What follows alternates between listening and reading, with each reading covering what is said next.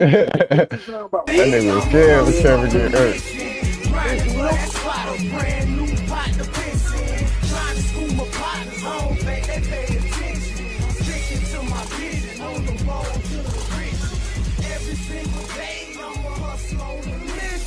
Trying to get 100 M's, nigga, I ain't kidding.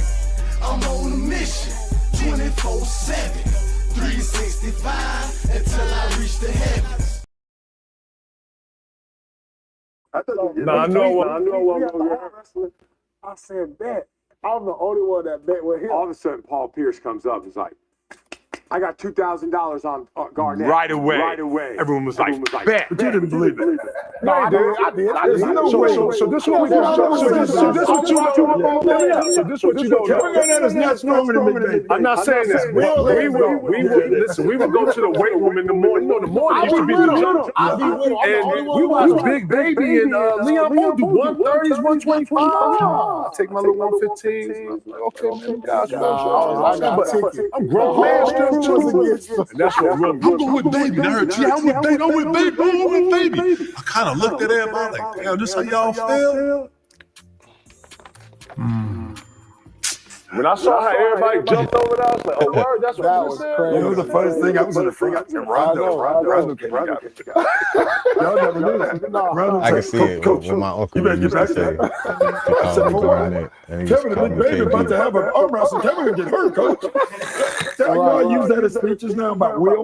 Really? Because I can see that shit. there's no reason Big Baby shouldn't win that. And Kevin starts staring at him. I told you. And I talked about doubt earlier. I told y'all this. We slapped. I was like, you don't even know. It stayed right here. It stayed right for about 5 minutes. He just got. I'm letting him gas himself up. And then he waited till Baby got tired. And he slammed him. This ain't what you want. It was amazing. Oh shit, we moving, big fella. Oh shit, big fella. This moving. He's sweating, twitching. I'm like, let's go. Let's go. What's wrong with you, nigga? I'm the silverback on this motherfucker. You understand, nigga? Everyone's like, oh man, I can't believe he did that. We were having a team meeting, and Joel asked Samson himself, what was the biggest athletic feat you ever seen? He said, oh no, that's easy. I'm thinking he's gonna say dunk or something. He said, Kevin Garnett beat Big Baby in arm wrestling. And I was like, what? And then I thought about it. He said, it was impossible. But when you see the hands together, because Big Baby got this big old hand, big old arm. We slap like this. It echo. Yeah, and then we ain't got no shirt on. We sweat. Man, it was some gorilla shit. Listen, dog. Yeah, we turned the plane into a zoo. We did.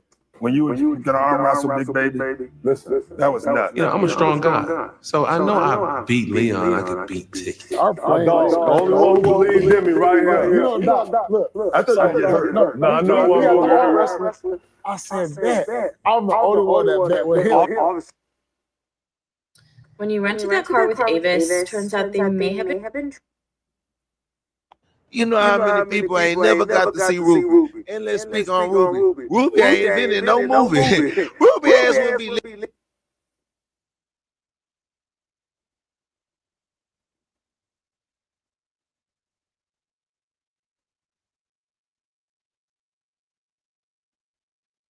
living all good if it wasn't for niggas stroking that wood to her OnlyFans. Why? Because now you live in a world where on call you can see damn near 80%, let's say 70, let's say 70, fuck it, 65%, that's still a large ass number. I really would like to say 70% of the beautiful women in the world in today's day and time are revealing themselves on social media for $1. In some way, shape, or form. In some way, shape, or form, women are revealing themselves on social media for men to goon on them. For them to make money and have a free life where they can live in their femininity and be free and not have responsibilities of going to a job, actually creating a product, actually being responsible, actually motherfucking getting a skill set and applying that skill set. No, they live off of being the hobbies of men. You smart. A beautiful woman is the hobby of a hardworking man.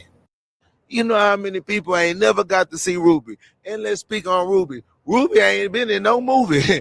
Ruby ass wouldn't be living all good if it wasn't for niggas stroking that wood to her OnlyFans. Why? Because now you live in a world where on call. Too. Dennis Rodman would take his jersey off and throw it in the audience. Like when I say Elon Musk is not human, they still pray for me now. Oh my God, somebody pray for me. Wait, stop. Hold on. What do you mean by that? What do you mean by that? I just dropped. Help me. Help us. Help us. I just dropped that. Yeah, I don't believe Elon Musk just crossed a net worth that no human being has ever crossed, and he has bypassed every living human being by multiples in regards to net worth. If with a few $1 billion, he can feed everybody in this world, why is he not feeding them? We think Elon Musk is altruistic. He wants to put a neural link in your brain so that the blind will see, the deaf will hear, the lame will walk, Jesus level miracles as he calls it. That guy is an epitome of the second beast in the book of Revelation. And the Bible says that he will deceive those that are on the earth. I like to read this because so that people don't think that this is my opinion. Anybody that's believing in Elon Musk needs to go pray and find out what's, my question is, Elon Musk has the ability to put low orbit satellites in all nations. Where did he get that permission from? The rights. Elon Musk is building robots. He's telling us that in this next few years, not long, maybe a year or two, there will be more robots on this earth than human beings. Elon Musk says that we're going to have so much that we're not going to need to work. We'll have about 90% unemployment because robots will do everything from changing diapers to flipping patients in the nursing home to driving cars to everything. And he says we're going to have universal high income. And people are like, wow, that's amazing. I don't have to work. The issue is, how are they going to give you that universal high income? That is the beast system. When the Bible says in Revelation 13 from 16 to 18 that there will come a time when that you're not going to be able to buy or sell without taking a mark on your hand or a neural link in your brain. Listen, Revelation 13, let me read this to you. And everybody, you can pull up your Bible and read this.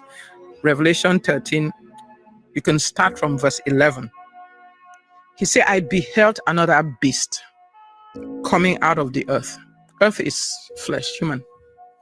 He had 2 horns like a lamb. That means he looks like a good guy. But he spoke like a dragon.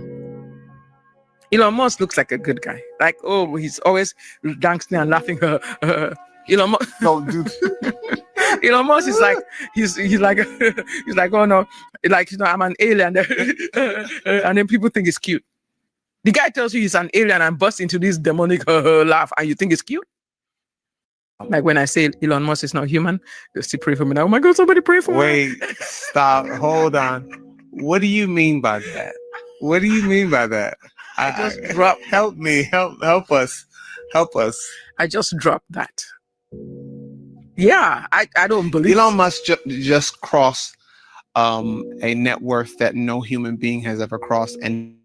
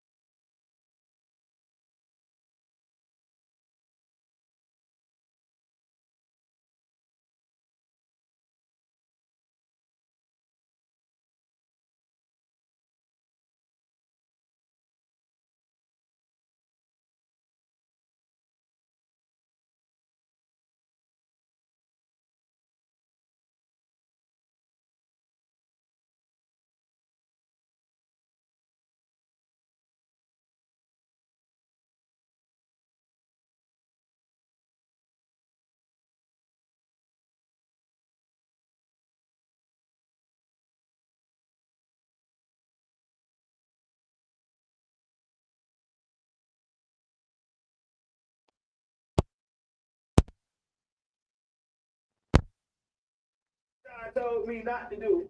But you know what's crazy? What I learned from that is that I can't never go against my gut. I had already used him.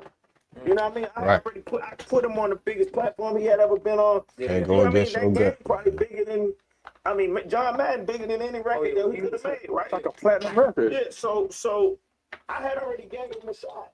It didn't make no sense for me to ask them anyway. Yeah. Right? It was that I just looked at it like that was just my dumb mistake. And like I said, I'm just, I'm learning. I'm going, ain't nobody telling me what to do. I'm just trying to be a businessman, like trying to be what I'm saying. And yeah, I'm trying to be a better boss, but I should have just stayed the boss and stayed the boss. I just feel like that. I didn't care what y'all over here talking about. But Ludacris kept throwing CDs over my gate at my house. Shout out to Ludacris.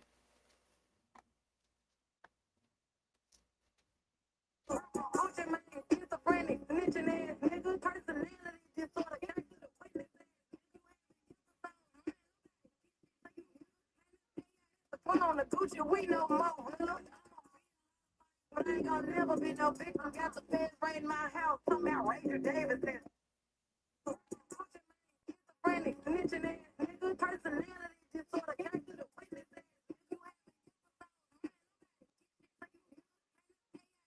On the Gucci, we know more. But I ain't gonna never be no victim. Got the feds raiding my house. Come out, Ranger Davidson.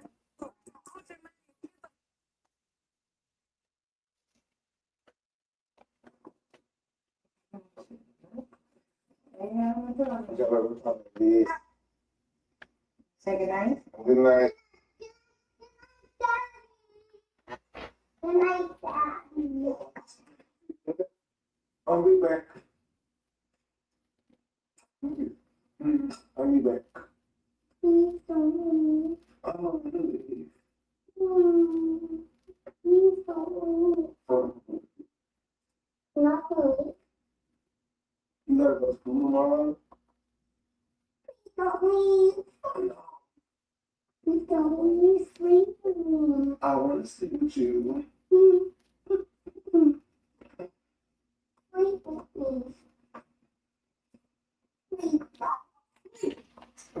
That's real, man. That's what you do. You stay your ass at home, bitch, when she wants you to stay at home. I'm gonna tell you another thing. Your baby mama put her up to it. Your baby mama put her up to it, boy.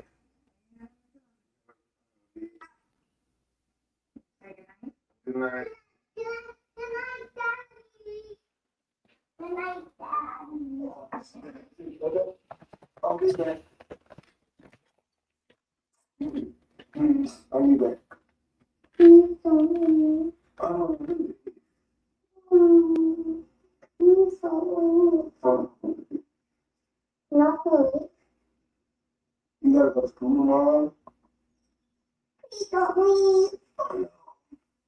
Please don't leave. Sleep with me. I want to sleep with you. Sleep with me.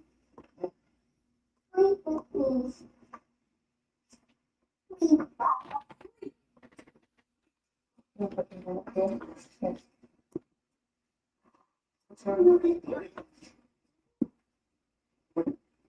That's a big dog.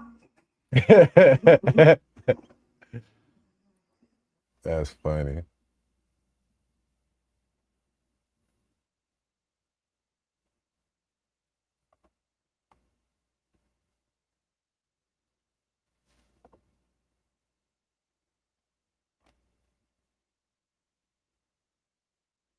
Was down 20 in the fourth, then we came back. They never seen that, but they'll never say that. I used to dream that, but now I can say that. House to the lake at my mind where it's safe at. My kids where it's good, nigga. I'm finna lead to really make way up good, nigga. Bobby, where you at, nigga? Them niggas that never understood, nigga.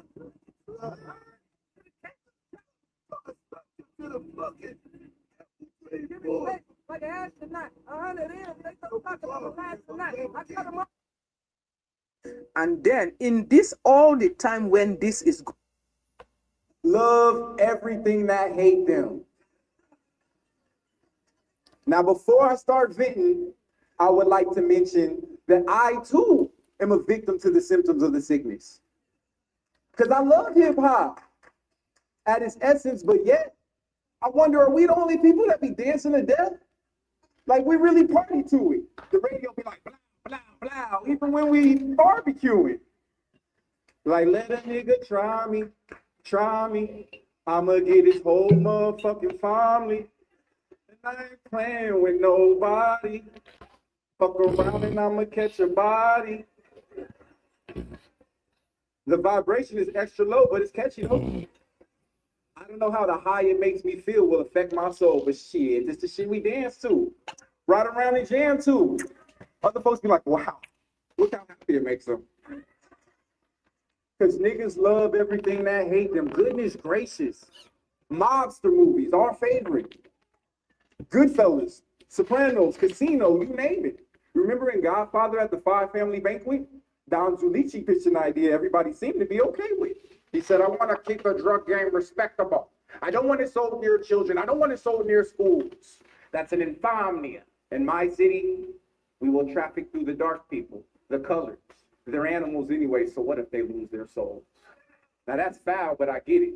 The mob was preying on the desperate. But that's capitalism. They were hacking the system. As a family, real hustlers. But that ain't enough to name my shit after them racist motherfuckers. Hollow the Don, Yo Gotti, Math Hoffa. Even Sauce Walker got an album called The Sauce Father. Because we pledge allegiance to the grind. We can't knock the hustle. Even hustles that we ain't in. Or maybe because niggas love everything that hate them. Because wasn't nothing made for them. We get overcharged for Mercedes-Benz because it ain't supposed to match our shade of skin. This is stuff that you could look up. Ain't made up shit. Jay-Z promoted Cristal for free. And they told him that he should quit because they didn't want their product to be promoted by a person by the likes of him. And these are the brands that we break the bank to get? That's crazy. That's like a group of people, right? Being denied entry to a club. Instead of just let them, they demand to be let in and spend money with people who don't even respect them. That shit's crazy. Like the prices of them Italian purses and wallets. I shouldn't even have to tell you. You see how they do their own black people in soccer, but y'all know we don't love soccer, so I'm gonna just stop. Yeah, you see how they do their own black people in soccer. At the Gucci store in New York. Lupe and Pharrell get treated like literal niggers in Paris at Goyard. They even diss Oprah at the Louis store in Rome, y'all. Lets you know how they really feel about us. And love everything that hate them. Wanna lick my bum, but clock my rod to talk. Got him going crazy for that poo, nah. I get what I want, I got that ooh, shalaka. He do what I say. Wanna lick my bum, but clock my rod to talk.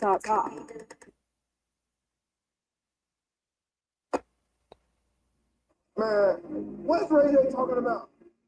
What are you talking about? Man, listen, I was surprised. No, Ray J can't train with me. You been lying. Say that he did. Bro, he did. I told him to pull out. He listened to me. Bro, he telling me the same shit all the time, and I just don't listen. It's hard. But he should have pulled out. But I'll tell you, but I was proud of him in the first round, in the second round, and then I'll be proud of him in the first round with Sula. Because I'm telling you, I saw what Ray J was doing in the camp. I was proud of Ray J in the first round. He was going after them. They take balls. He was going after them in the first round. They take balls. Man, They take balls. what are you talking about, man? Listen. Okay, what's going on over there? Okay, lady. Me, my dad, and my brother were working on a truck in our backyard, and there's like an 8-foot person beside it, and another one's inside, and it has big eyes and looking at us. My boy got that big ass gun. Okay, He better bust that bitch. In my backyard.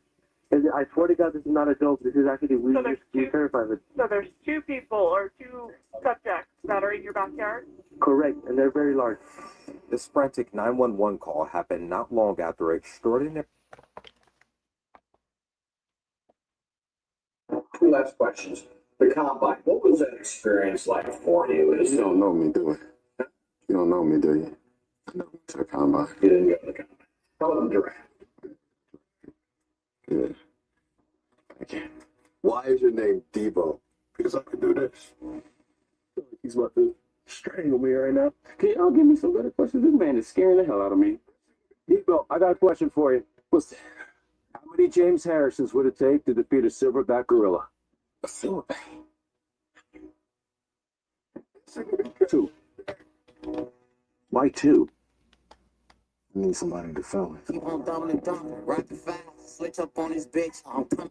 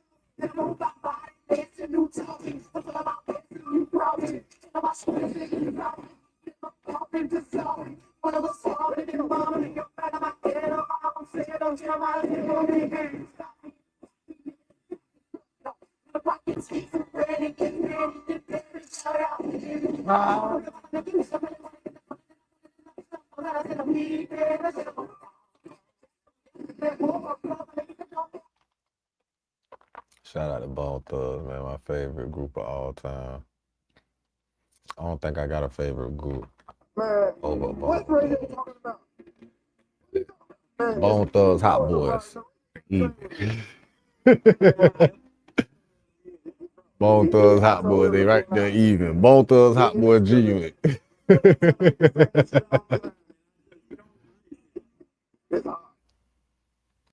Okay, what's going on? Notice I didn't put Migos in there. Okay, lady. Me, Migos my hot dad, too though. and my brother were working on a truck in our backyard, and there's like an 8-foot.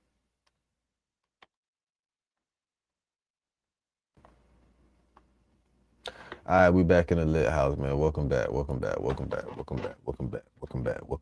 the lit house, bitch. The lit house. You see? Lit house. Welcome back to the lit house, bitch. Home Inc. TV hustles on a mission every day. Dividendsapparel.com. Whatever you do, make sure you do it capital and create a positive impact today and later. Fuck them haters. Get your paper straight like that. And we finna get into another real nigga reaction. Remember, real niggas do what they want to do. Bitch niggas do what they can. Hoe ass niggas gonna talk about it. And fuck niggas gonna hate. I promise you that. So do your shit to the motherfucking fullest, nigga.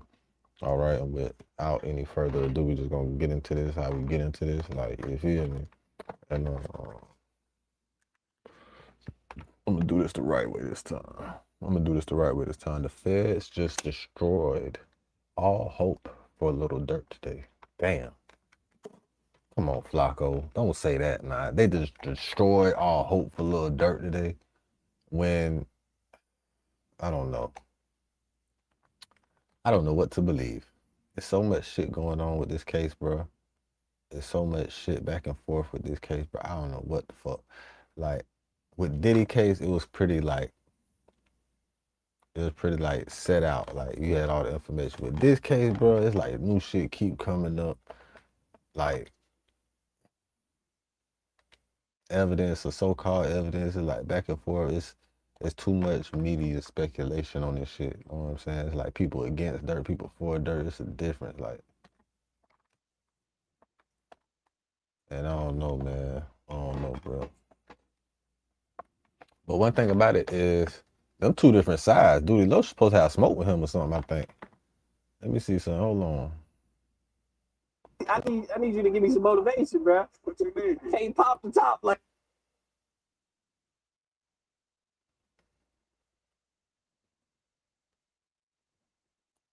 You did, man. Bro, let me see your shit. You might I ain't as gonna lie, well you gonna get rid of that shit. That's I can't. Bro, I can't let it go, man. You can't even tell my shit fucked up.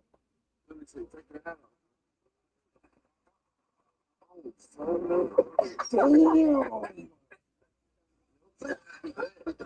It's fucked. You don't see it. Stop outside. Yo. Just give it up. Do you wear hats at all? So you just let it do? That bitch shining too, bro. Nah, that bitch, you look like you tried to go to Turkey. I did. And I went to LA. Go get your money. Nah, they did it for free. That's why they fucked my shit up. They did my shit for free. Yeah, you stupid.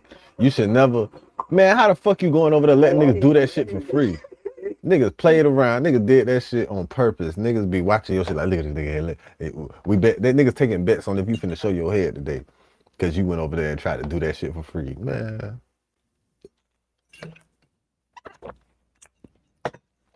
You know why Jack Funny shit don't look like that? Cause he paid that cash. Jack Funny shit don't look like that. Ben the Don shit don't look like that. Tiger shit don't look like that. I need you to give me some Tory in prison, his shit don't look like that. motivation, man. Can't pop the top like you did, man. And it's fucked up cause niggas in prison, that shit, niggas end up coming out with that shit fucked up from leaving prison because of the water and the soap and all type of shit, right? So they end up with that shit fucked up in their head. So if that shit end up, like if Tory head end up fucked up again, it's because of that shit, I'm telling you. I guarantee you. Let me see your shit. You might go Anyway, we finna go through, we finna get to shit. That's I can't. Oh shit, I forgot. Turn it back on. Turn it on, then, bitch.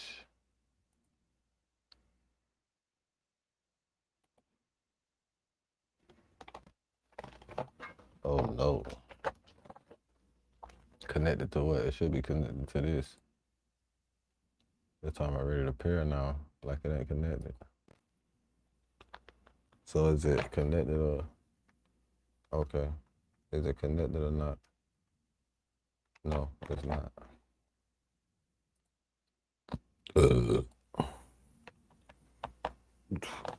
Okay.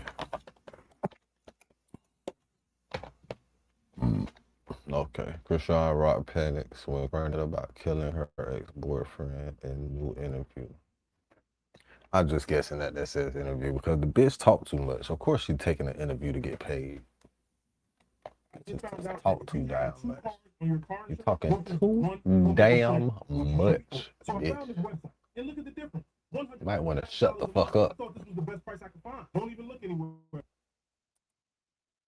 You might want to shut the fuck up. To get set up and killed. Are you a setup artist? Now, Krishan Rock, an interviewer finally asked Krishan Rock the $1 million question. Did you kill your ex-boyfriend, Ronnie? Did you pay for him to get set up and killed? Are you a setup artist? Now, Krishan Rock answered the question to her credit, but her answers ain't make sense. Her answers was actually contradictory. Now, did you see Blueface's interview here? I seen clips. Okay. I just seen a bitter, hurt little boy. Krishan hated that Blueface interview with Jason Lee because the Blueface interview came a month or two after her sister already went on Jason Lee and implicated her in the death of Ronnie. Blueface came on and laid out a motive for why Krishan would want to murder Ronnie. Blueface would even say at some point during that interview that Ronnie just kept on telling on Krishan, like just kept on spilling her secrets. So she knew in her heart that it wasn't yours. Put it this way, she was with the biological father the day she went into labor. She was with him while she's in labor. She didn't text me, let me know that she was in labor at any time. Right. At any time. I should tell you no. But wasn't there like a storyline that you didn't show up for the birth? And I'm gonna tell you another thing. A bitch tried to put a baby on me, right? And she ain't tell me till after she had the baby, right? What make it so bad, I was in the streets, I'm riding around, and the bitch had to hit me up. I said, damn. I'm sliding to see with my partner. I said, bro, we gotta go to the hospital right quick. The bitch just had the jit. He said, oh, for real, fuck that play, let's go. We put our players on hold and all, went to the motherfucker. That nigga waited in the car for me and everything. I went up there to go check the jit out of shit. Just how the motherfucking jit hell was looking, I was like, you trying to put that jit on me, bitch, this ain't my jit. But you got some time, bitch, till I get this motherfucking DNA test.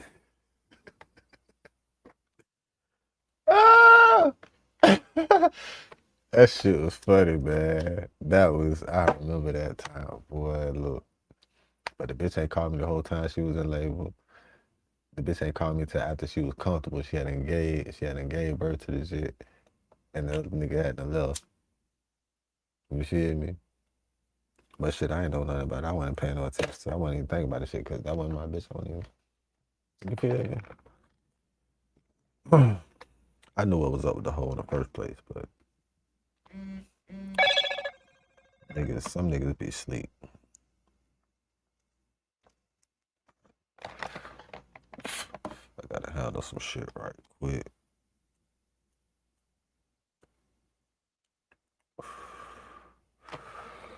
I gotta handle a lot of shit.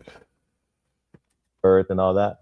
Yeah, that's her trying to control the narrative. Mm-hmm. I'm telling you the real deal. I was never informed, hey, I'm going into labor. Get here. Mm-hmm. What mother do you think would go about it that way? Mm-hmm. Who wouldn't want you to be there? Who wouldn't want you to cut the umbilical cord? Right. Once she got pregnant with Ronnie, was she still involved with him? She's never not been involved with him. As long as I've known her, she's been involved with him. Mm. He's always told on her, though. She's always tried to keep it like low-key, and then he just comes with the, oh, on this day, you said this, but I was this. On that day, you said that, but I was here. So really, he's played a big role in the story unfolding, to be honest. He was Only her invested. and Ronnie He really knew the loved secret that that the baby was not Blueface. It was actually Ronnie's kid. Ronnie was petitioning the court to get a DNA test. And this is all according to Christian Rock's sister. We already went through this before. And like a week or two According to before him, the too, final before he court died. date, Ronnie was murdered. Blueface is like, bro, again, Ronnie just kept on telling on her. Like Ronnie just kept on telling all her secrets. And at some point she got really, really, really, really desperate and was willing to do whatever it took to hide those secrets.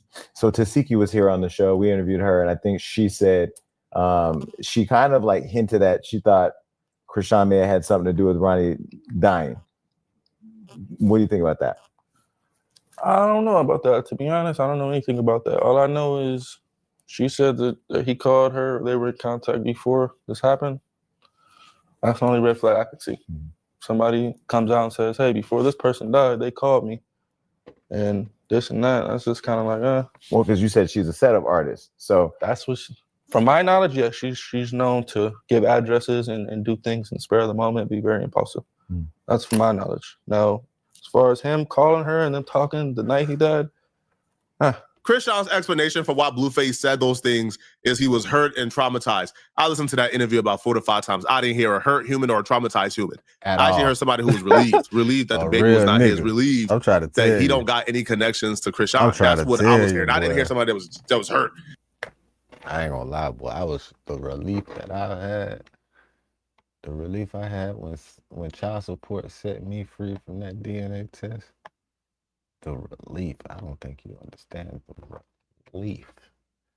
The relief. But I still felt like I would owe somebody. I ain't gonna lie. It's still vengeance in my blood. It's still revenge.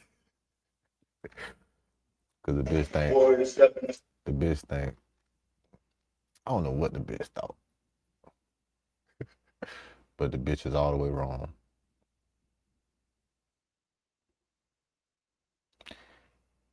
You probably should have listened to your brother.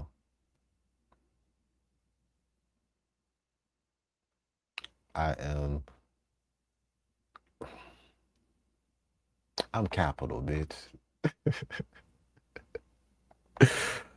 You ain't gonna get away with it. You ain't gonna get away with it, bitch. I'm gonna tell you, boy, you ain't gonna get away with it. You ain't. I don't give a damn if it take 25 years. I don't give a damn how long it take, boy. I will have vengeance. Vengeance will be mine.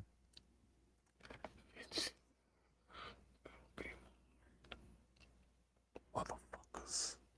Vengeance will be mine, bro. I don't give a fuck, bro. I will have the last laugh, bro, on everything I love.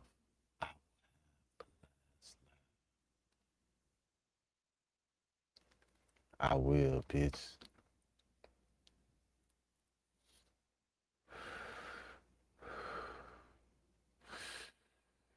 And people often say, I can't wait. I can wait.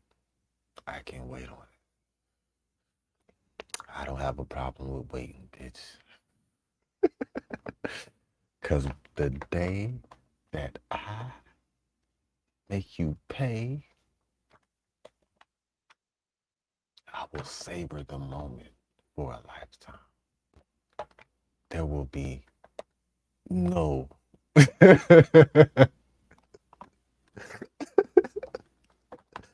there will be no pity. There will be no pity at all. There will be no pity upon you. Motherfuckers. There will be no pity. I'm not showing. Right, because no if he was mercy. hurt and he wanted to make No things, he mercy. had the perfect Nigga, opportunity no mercy. to probably I'm finna add play- some extras on 10s. Because her sister already came and laid the groundwork. He could have came and said, "Oh yeah, I heard she did this. Oh no, I heard." Nah, you know, she was on the phone with him the night before. I don't know what happened, but she is a setup artist. She tried to set me up. Now, when Krishan was asked directly by Jason Lee, do she have anything to do with Ronnie's death? Her double talk to me is a red flag. Her contradictions to me is a red flag. And if you have a clean ear or a keen ear, I red should flags say, everywhere. you would peep the contradictions and the double talk almost right away. Check this out. I'm All going you to show have you to how I do afforded is- this car. Study body language. That's all you really have to do. If you study body language and you study human nature and you study impulsive behavior, behavioral tells, psychology of the human,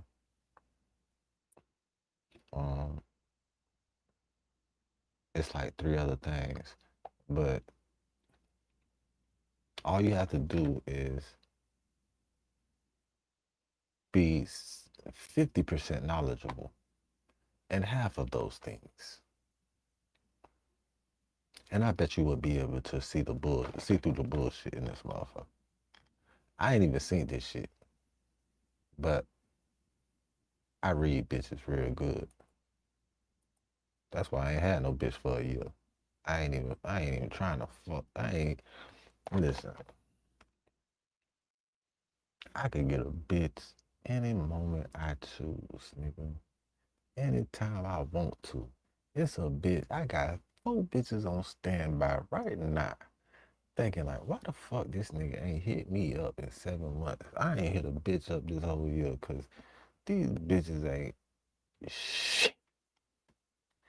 Like, pathetic. Like, worth less than $1. Like, $1's not even worth $1, bitch. These bitches worth less than $1. Do you know $1 is really worth 70 cents right now? These bitches is barely worth 50. Man, I ain't gonna get too far in that. Let's go. Blue. What? Blue was a hurt little boy. Yeah. Okay. So I have to ask you a question. What's the question? Latifah was here and Blue was here, and Are you both. talking about the Ronnie situation? You come in here prepared, knowing where we're going. They both came in here and spoke about the Ronnie situation. But the reason That's another way for them to smell. But let me say why I bring this up. Why? I was just recently traveling, and somebody said to me, do you know on TikTok they're putting all your interviews together and saying that Krishan had something to do with Ronnie's death? And I wanted to make sure I gave you an opportunity to clear it up because I saw you recently online where you were talking about it, and we haven't talked about it. I don't know how she felt for this. The best thing she could do for herself is to not say anything. Because every time she opens up her mouth, there's a new contradiction. Every time she opens up her mouth, there's something new that pops up, right? Every time she opens up her mouth, they re-energize the conversation. Now, I'm not too deep in Krishan Rock TikTok, but I am deep in Krishan Rock Twitter and other forums. And they are responsible for all the investigation that we cover. Because these people, they dig up interviews where it's contradictions after contradiction. On one interview, she talked to him the night before. The other interview, she ain't have no dealings with him. She ain't talked to him for months. In one interview, oh, I'll always love him. On the next interview, man, I hated him. On one interview, oh man, like, you know, man, but like he got killed because that's his karma for talking about my son. In the next interview, he got killed for doing drugs or drug dealing. So typical bipolar behavior, though. If you ask me, it's typical bipolar behavior. And it's emotions all tied to that shit. And females are the most emotional motherfuckers in the world. Like, are emotional driven people. So every time she speaks, it's just contradictions. Latifah was here, Tasiki and Blueface were here, and both of them seem to be kind of building this narrative that you're a setup queen or that you would set somebody up, and that Blue said you've done it to him. He's making that up because he's mad. Okay. So do you want to clear the air on them Making saying it up. that? It's like I don't know. It's like people just when they don't identify well with themselves. Making it up. Bitch, didn't you drop this nigga address and he had to move? Making it up. This bitch ain't dropped Blueface address. We don't remember that shit.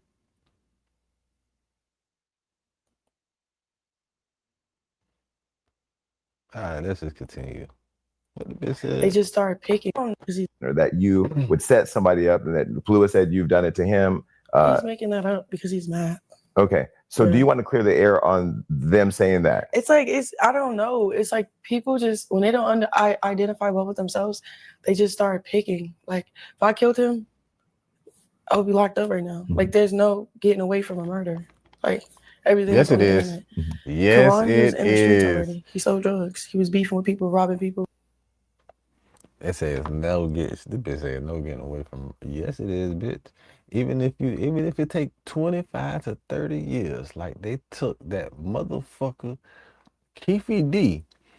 You see what they trying to do to his ass for Tupac. And you see they trying to drag Diddy into it already because he locked up. All right, you right. It's no running, but you can be free out here a long time before they come get your ass. Before they put the piece together, there's a lot of motherfuckers that died killing niggas is unsolved murders, and they only got solved because motherfuckers told on them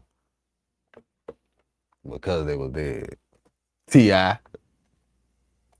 And then while he robbing people, he was going viral, like falsely claiming my son and stuff. So he had haters. In the last interview, she made this mistake as well, and she keeps making this mistake. She keeps If saying Krishan is falsely claiming claiming. that Ronnie died due to having some street beef and for selling drugs and for doing things in the streets and people who don't like him in the streets, why does she keep bringing up her son whenever she brings up his death? In the last interview, I thought it was just a mistake, but she says, yeah, speaking on my son, people didn't like that. He got haters. This interview, she says, yeah, he had beef in the streets, and then he was speaking on my son, and because of him speaking on my son, he had haters. If you're claiming that he did not die because of you, if you're claiming he did not die because of anything, pertaining to this DNA test or this paternity test, then why do you keep on bringing up the son that he was talking about whenever you bring up his death? To me, that's something that like she's doing like subconsciously, and she's not even realized that she's doing it.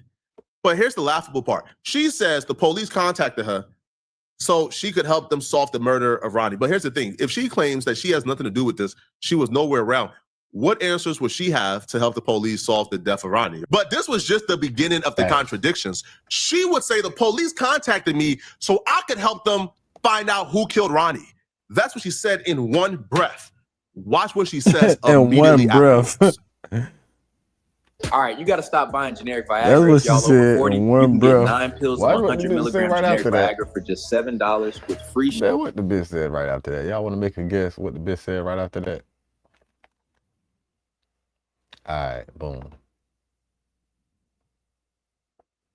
All right, look, we're going to go back to the question. Hold on. Before we go there, let's go to the question.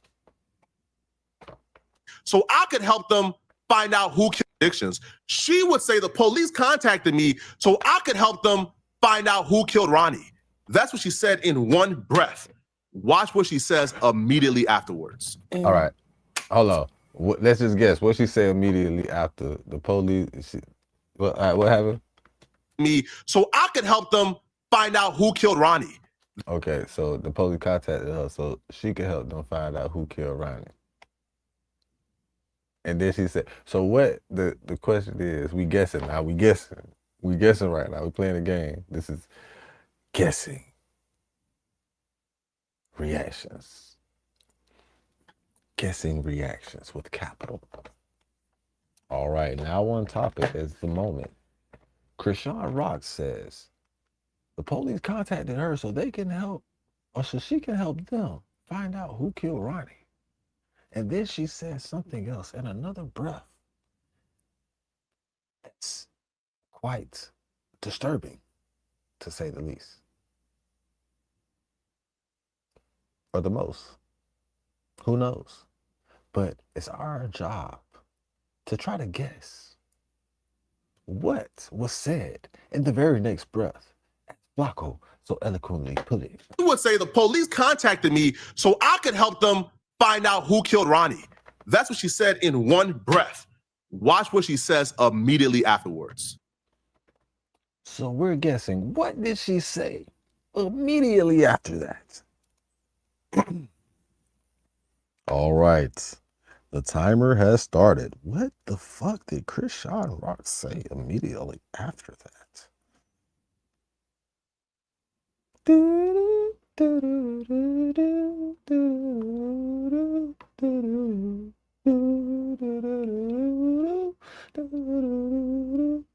know what I think the bitch said? I ain't seen this now. You know what I think the bitch said immediately after that?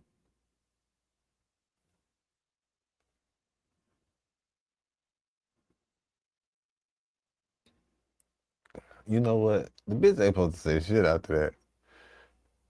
But she in the interview. Okay, so we was saying what she say after the interview, after she say the police hit her up to find out who killed Ronnie.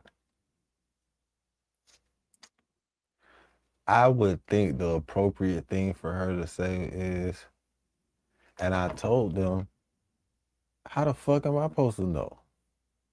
Or, and I told them, why are y'all asking me? And or I told them,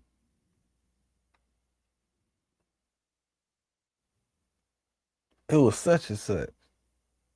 Or, oh, she said he was in the drugs, right? Or he owed somebody some money. I don't know. Let's see what the fuck the answer is. I think we wrong on all four. I know we wrong on That all just four. happened to him, unfortunately. And so when you said, I think on live, you said the police came and talked to you about it? The detectives? The detectives. No, they wanted to see if I can help find the killer because I was like, they said they have a sense of who did it or whatever the case may be because they posted about it. People posted about it because the person that killed them died. Oh, really? Yeah, supposedly. Oh, wow. So whole Supposedly. Hold on now, hold on, let's go. The person that killed them died? Hold on, whoa, who had that on their ticket? Who won?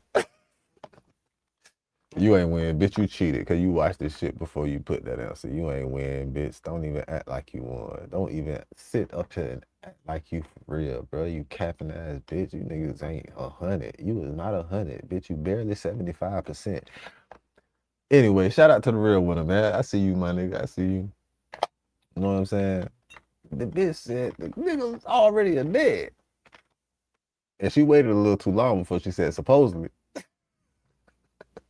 That bitch waited a little too long before she said supposedly, bro. I ain't gonna lie, that bitch waited too long before she said supposedly. street beef Well, going in on. Baltimore. Krishan, stop doing interviews, bro. Just. I was like, they said they have a sense of who did it or whatever the case may be because they posted about it. People posted about it because the person that killed them died. Oh, really? Yeah, supposedly. Oh, wow. So whole street. Listen, you know what he talking about? That head scratch. The back of the head scratch. It ain't even so much the front, but when she went to that back. The person that killed them died. Body language. Oh, really? Yeah, supposedly. Oh, wow. So whole street beef well, in on. Baltimore. Krishan, stop doing interviews, bro.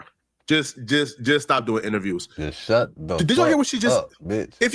Krishan Rock said the police contacted her to find out, for her to help them find out who killed Ronnie.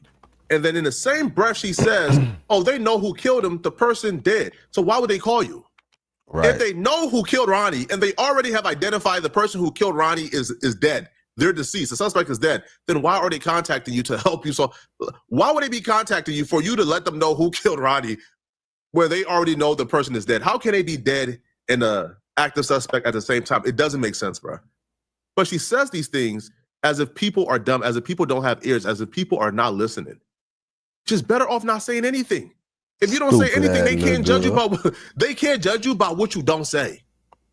Facts. But when you say things like this that are just absolutely absurd and ridiculous at face value, people then look at you as if you got something to hide. Because why are you saying these things? They contact you to figure out who killed Ronnie and who the suspects are.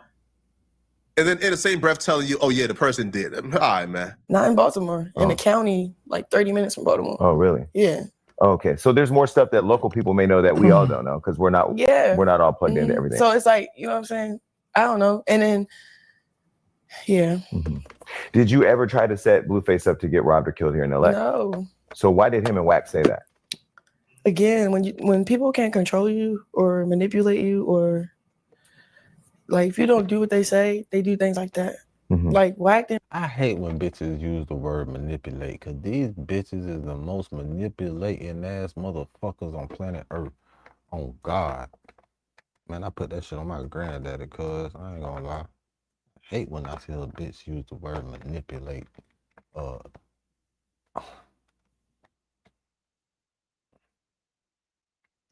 It's a lot of words I hate when a bitch use, but when I hear that shit, boy, that really grinds my gears.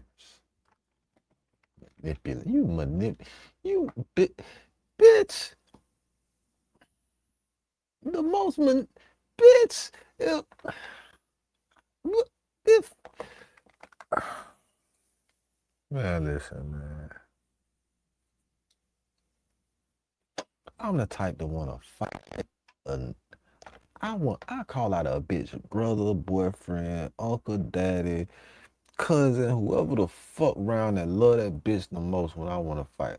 Bitch, cause this bitch need her ass whooped. And I don't really beat bitches up, cause I know I can beat a bitch up. Where the fuck is your handler at, bitch? Where's your caretaker at? Where's the man that loves you enough to take a fucking ass whooping for you? Cause you got a nigga fucked up. I don't even know why I just went there, but that's why I feel when I hear a bitch do some stupid ass shit like that. Bitch, you the most main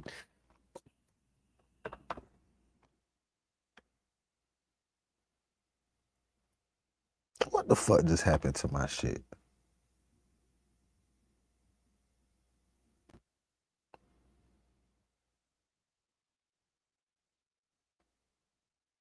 I just tried to make a man, stop playing with me, man. Before I fuck this shit up. Didn't really like me because he couldn't make money off of me when I was with Blue. If you didn't know any better, you would really think your Krishan is this innocent girl who people are just picking on, and they have no reason. Like, why would this innocent girl who is godly, who goes to church, why would she be a backdoor setup artist? What are y'all talking about? Yeah, right.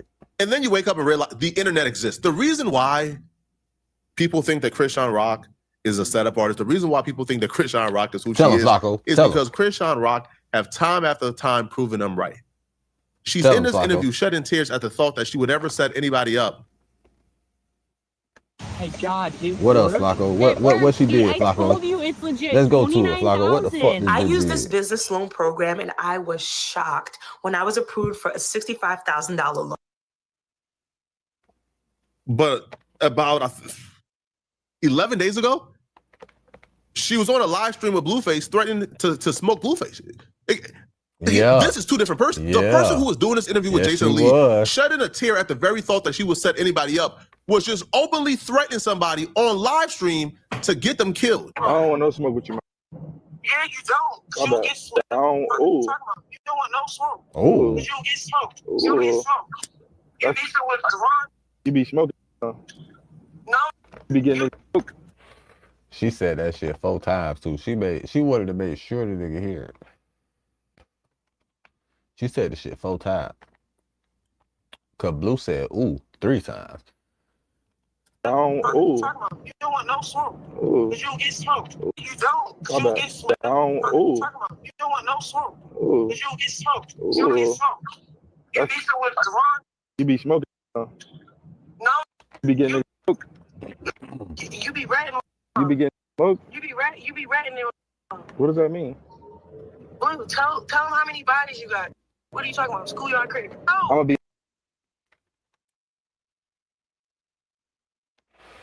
And in the Bible, this is why they painted Eve the way they did. Not gonna lie. This is why in the Bible they painted Eve the way they did. Cause all Cuz said was all Cuz said was I don't want no smoke with you. I don't want no smoke with you. Say, yeah, I know you don't want no smoke with me. She'll get smoke, nigga. You don't want no fucking smoke. She'll get smoke. You know you'll get smoke. Bitch, you know this nigga a streamer, don't you? Then you just get off this nigga stream with the cameras in his face. Don't you know they trying to put that shit on you? Fuck all that. Don't you know that is, it can be deemed as a threat. If he wanted to, and that nigga was a police ass nigga, if he really was that, bitch, your ass be in jail. And I ain't gonna tell you, like, fuck being in jail, bitch. You already under investigation. So you probably wouldn't be in jail. They'll probably just be waiting for your dumb ass to do some stupid shit. That's all they'll be waiting. That's it. That's it, bro. That's crazy. This bitch said, sat there and told a nigga on camera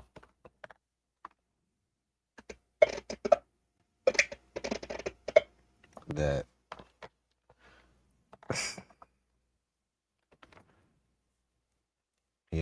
he gonna get smoked. That's why he don't want no smoke. He'll get smoked. That's why he don't want no smoke. This is a Crip from California. This nigga got more tattoos on his face than Derek Grace. And he got all of them after Derek. Let's keep it real, man. Shout out my nigga Derek. This nigga got more tattoos on the face than Derek Grace. Hey, man, listen. Hey, man. Be your first body. I kill you. Before you kill me, I kill you. Why would I kill you? You're a Because why would I kill She Tupac on the internet, then get in these interviews, and now she's Mother Teresa. She ain't never done nothing wrong to nobody, man. She don't even know what the streets is, man. All right? She goes to church and pray, and that's it. So, like, she talks around the question for a while. Then Jason Lee eventually, like, redirects her, and he did something very important. He just told her, hey, listen, don't give any response. Just tell me the truth. Did you have anything to do with Ronnie's death? Just a yes or no. And even with a yes or no, she was still a tad bit uncomfortable. And you can kind of see it in her demeanor. She was uncomfortable even just giving a yes or no. Those are my boundaries, though. I don't want to shrink for 24 hours. Like, So Deion Sanders had reached out to you and said, or on a live, he said that you're the prize, right? Yeah. Do you believe that? Yeah. So then why do you keep finding yourself in this situation? Is it because you're hoping that he's going to change or what? No, I just think I love him, and that's the problem. Mm-hmm. I don't understand. I mean, Man, Deion Sanders on some old player shit, man. Deion Sanders, man. Man, Deion ain't shit, bro. Deion a fucked up nigga out here. I ain't gonna lie to you, bro. Deion Sanders is a fucked up nigga out here, man. Deion Sanders a fucked up nigga, bro. Deion Sanders is like, Deion Sanders is like an old school Future, man.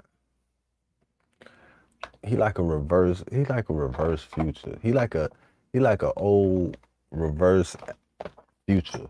You know what I'm saying? He the athlete, you feel me? He the athlete that's gonna fuck all the young niggas old bitches. Deion Sanders is a fucked up nigga. He is the reverse Future, bro. He is the old athlete that's gonna fuck all the young niggas old bitches. No, boy, that's what it looked like to me. That's exactly what it looked like to me, bro. That's exactly what it seemed like to me, cuz I ain't gonna lie. Like, bro, what you out here? What? You out here? What? What the fuck you just said? Because it's two other bitches that I know, Deion Sanders. I know Chris. One of them is Chris Brown old bitches. That's what make me say that shit. Cause I know he was fucking with a Chris Brown old bitch, right? And he a dirt. Look, I already know, but I know the type of nigga this is. I know the type of nigga this is. I be like, at times, I be really just upset with myself, like about I it. know what Like, type of nigga what Deion is it? Sanders Then is. I'll go, no contact. It's just. But how do you love somebody that goes on live or comes on an interview and says that you tried to set him up to have him killed? Do you understand like the craziness and all of that? Yeah, so why would he pull up if that's the truth? But no. Man, Deion Sanders is like that uncle. Is like the uncle that Martin played in that movie with Chris Rock in that funeral movie. What the fuck is the name of that movie? That's who the fuck Deion Sanders is. Deion Sanders is Martin character in the movie he in with Chris Rock. When Chris Rock character daddy die and shit. What the fuck is the name of that movie, man? I'll tell you, that's who Deion is, man. Deion, the old ass nigga that need nurses around here. He trying to get the young bitches to nurse him, to be like his nurses and shit. He be tricking. He be tricking with all the young the rap niggas old bitches. I'ma tell you who on his radar too. Ari on his radar. Moneybag better be on point. Moneybag, boy. I know you ain't really gave a fuck about the bitch ever since that little baby shit came out. But boy, look, whoever worried about Ari, bitch, yeah, better be worried about Deion. Oh, but why would you let him pull up? I'm talking about you. I'm just saying, like, cause he's just lying. Right. So why would you pull up? And look, this is just a hypothesis, nigga. This is just a hypothesis. This is just a hypothesis, bro. This is just my hypothesis, bro. If I had to guess what bitch was on his radar next, I don't know, cause you gotta think about his type for real, right? So it might not be Ari. If he going that like,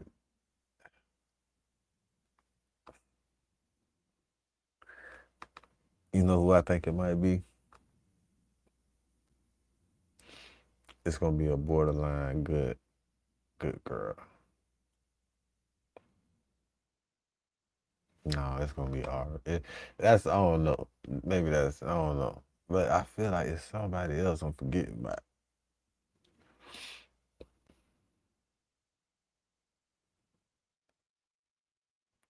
Travis Hunter. No, but he want all the musicians, bitch. He be going after the musician hoes. He ain't gonna fuck with his home. He ain't gonna fuck with his little protege, bitch. I don't think he would. I don't think he probably already did that. He probably already did that. He was probably trying to tell that man, look, man. All right, anyway.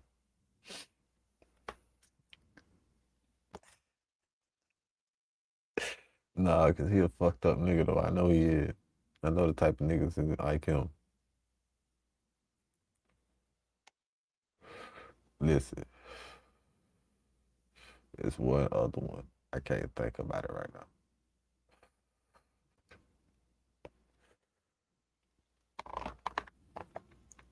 Man, that nigga a fucked up nigga, man. And hang out with a liar. Yeah, you're right. What? You asking good questions.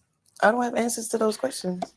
I probably need to go to therapy, honestly. Well, that's a decision. I'm into therapy. Oh, what are you? I have somebody for you too. When you're really serious about it. I'm serious. I think he'd be great. You would love him. Yeah, and I'm serious. we talk like I think that's what it is. Like, I think I probably just need therapy or something. Like, Because y'all be asking me questions I don't have answers to. But that's great. Yeah. At least you can be honest about that. I'm being honest. Okay. No, I know you are. I can see you getting a little bit more comfortable now. You're still a little defensive. Who? You're still a little guarded because you don't know where I'm going with things, but you're getting a little bit more comfortable. Go wherever you want to go with Okay. So you didn't kill Ronnie.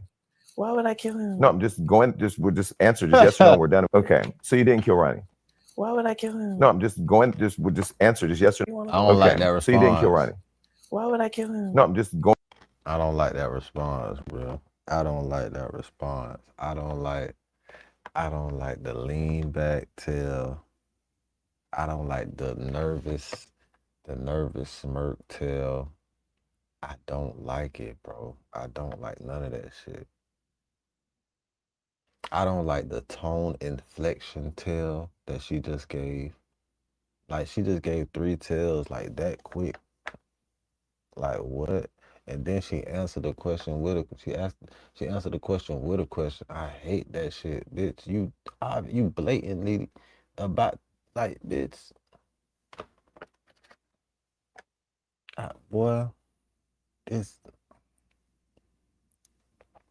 a simple no would have sufficed and saved her all of that shit. Instead of just saying no, the bitch.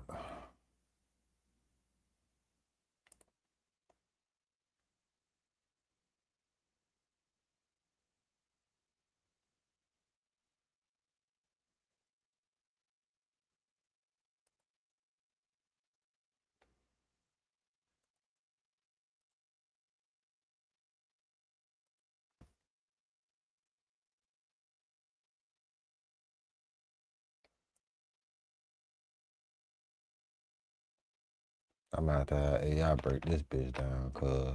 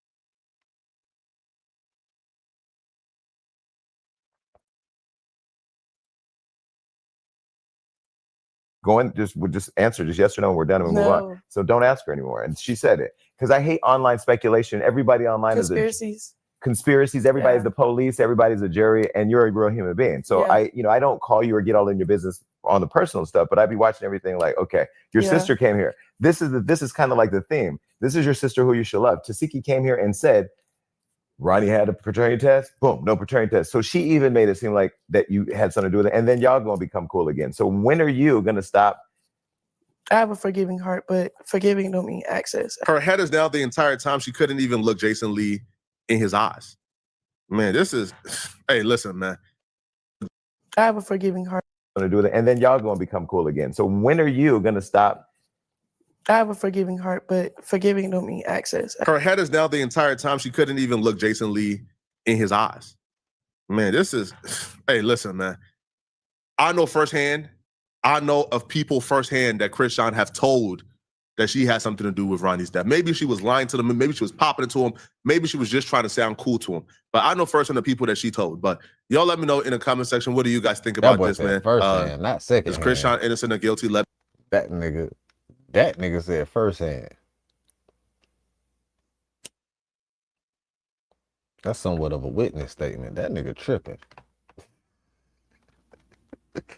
That nigga tripping, man. That nigga said, I know first hand. He said first hand, not second hand.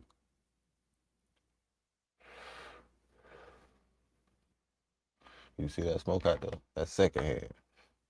First hand is this.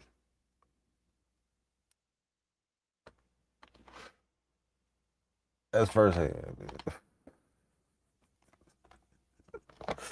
Let me know if you're still watching this video and you want to watch another good video. Click on this video right here somewhere on my screen, somewhere here, or here, or here, or here, somewhere on my screen to find out why exactly the police. Trap Lil Ross today, excuse me. Trap Lil Ross. What the fuck I said? Hey, did you know you might get a big cash payout if you were in a car accident up to 1 year ago? Even if you weren't driving, just click the link around this video to see how much. I don't give a So fuck. apparently the police had to step in to save Trap Lil Ross today at Lil Durk's trial. His troubles at Lil Durk trial didn't just start today. The last 2 days have been a nightmare for Ross. Like, for example, there was a video surfacing yesterday of a member of Lil Durk's team confronting Trap Lil Ross before trial started over tweets that Trap Lil Ross posted the night before. On behalf of the Ummah, brother, you made a folly, a fugaboo, where you said that Lil Durk is blaming everything on Vonnie. To the person, That's no, what listen, said. That is what but said. to the, I but can't no, do this right now, but no, bro. I listen, appreciate that. I want you to Appreciate clear that. it. No, I need you to clear that up. I need you to, that's what brother. said in court, bro. But no, that's not what's said in court. That's the legal team. Vonnie took. Listen, why are you running, my guy? This is what I'm saying. Vonnie, listen, this is all I'm telling you. Hold on, my Belizean brother. Listen, all I'm saying is Vonnie took accountability and then tried to drag Durk in. Why did Dee Dee's lawyers say that Vonnie is touching with the cartel? I have no idea. All I'm saying is we don't want you to put the narrative out there that Lil Durk is on the stand or testifying against anybody. You said Durk is blaming it on him. He's not. The legal team is saying he has nothing to do with Vonnie except the responsibility for it. Do you understand? Do you understand the difference, sir? After he confronted Trap Lil Ross yesterday, during their first recess or their first break of the trial, a larger group confronted Trap Lil Ross. I see, that's because Trap Lil Ross said he did. When it's the legal team. I'm gonna reiterate what it said. It's the legal team. But Trap Lil Ross trying to say it's dirt. Hey, I will say the legal team only goes with what you okay them to go with as their client.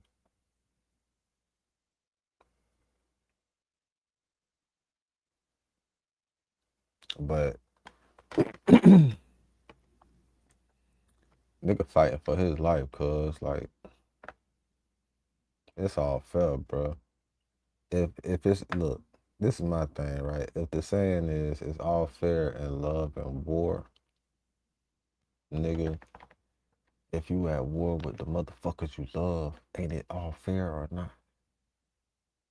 Especially when they trying to turn on you or put some shit on you.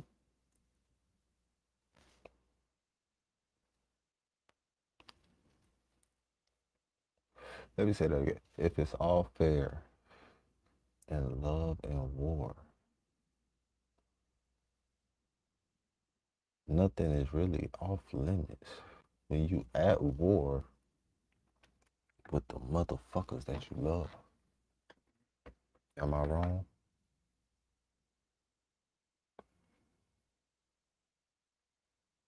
Well, maybe we shouldn't look at it like that. Maybe it shouldn't be all fair and all in love and war if shit is off limits.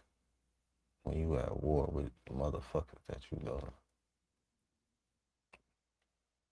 So fuck off. For posting that Lil Durk's team is pinning all the crimes on OT Avani, which is just factual, right? That was their opening statement. But apparently today, they are still upset. They're still pissed over more things that Trapper Ross have been reporting. This time around, they didn't approach Trapper Ross with Assalamu Alaikum, brother. They approached Trapper Ross wanting to smoke. It was more hostile. It was so hostile that, the court marshals had to step in. It was so hostile. You got the LA Mag. They don't have enough. You got third party who don't even know who Trapper Ross was at the time, figuring out who he was due to the commotion that took place earlier today. I'm Taylor Priest of Los Angeles Magazine, and as I was leaving the courthouse of day 4 of Lil Durk's trial, I noticed a lot of Free Durk t-shirts sitting around Trapper Ross. So I asked him about what was going on with that, what the feelings were outside the courthouse today, and this is what he said. Oh, wow. I'm Trapper Ross. I'm here at the courthouse. I'm reporting on the Durk trial. It's been very controversial. I've been covering Durk and, his drill career as a rapper. Probably one of my favorite rappers. King Von is definitely one of my favorite rappers. Durk is definitely up there. They call him the voice. But, there's been a lot of things that have been tied to his names over the years. And we're here trying to find out what's going on, trying to find out, who was responsible for the murder of Savia Robinson. And the prosecution are bringing a pretty serious case against Lil Durk and his alleged co-defendants, and we're trying to get to the bottom of it, but it's been very controversial. I've got a lot of people, got the Free Durk crew kind of not super happy with me out here. So, how the Free Durk? We're saying it's Free Durk. So they're here to support Lil Durk. Why should we free Durk? What's the positive feelings you guys have got towards Durk? Well, the reason why is because, one, he's our brother. So that's why I'm out here. I'm out here in support of the family, and one with the family and one with the Muslims. And as a Muslim, inshallah, whatever happened, we seek forgiveness from Allah from him. And we don't want to put his hands in the hands of the man of the federal government. Whatever we do, we ask God to protect us and cover our sins, and we'll deal with God. And we seek Allah's mercy. Why? They're not spending millions of dollars to stop gang violence here in different rifts and beefs. Believe it or not, this is the most cordial and polite conversation that Trapper Ross had from somebody from Durk team today. Because after this brother got done talking to Trapper Ross, that's when the foolery started, okay? That's when it got hostile. That's when people got in Trapper Ross' face, began to call him names. Court marshals had to step in to stop things from getting violent. So this is a case about a Beverly Hills murder, right? That's been settled. So those issues are definitely going to get spoken about. But even the point of just so much injustice everywhere. So this is the Free Durk. I'm out here having conversations. I'm definitely not, against people having their opinions on this situation. I do have a King Von tattoo, but I'm a massive fan of King Von. See the King Von tattoo. So all y'all that said I'm biased, I don't like Durk. I got a King Von tattoo, and it's right here. What made you get it? He's one of my favorite rappers. Changed my life. Definitely kind of was somebody that had a huge impact on me. His music was incredible, but unfortunately it does seem like, there were two sides to King Von. And the music was amazing, but allegedly there were a lot of really bad things that happened, and we're going to find out what happens at the bottom of that. But anyway, as you can see, it's crazy out here, right? I feel like that's what I'm going to say on this for now. I'll catch you guys up with some new information. I think rappers and their team are so used to D-Rodding from media personalities and bloggers that they treat neutrality as hating.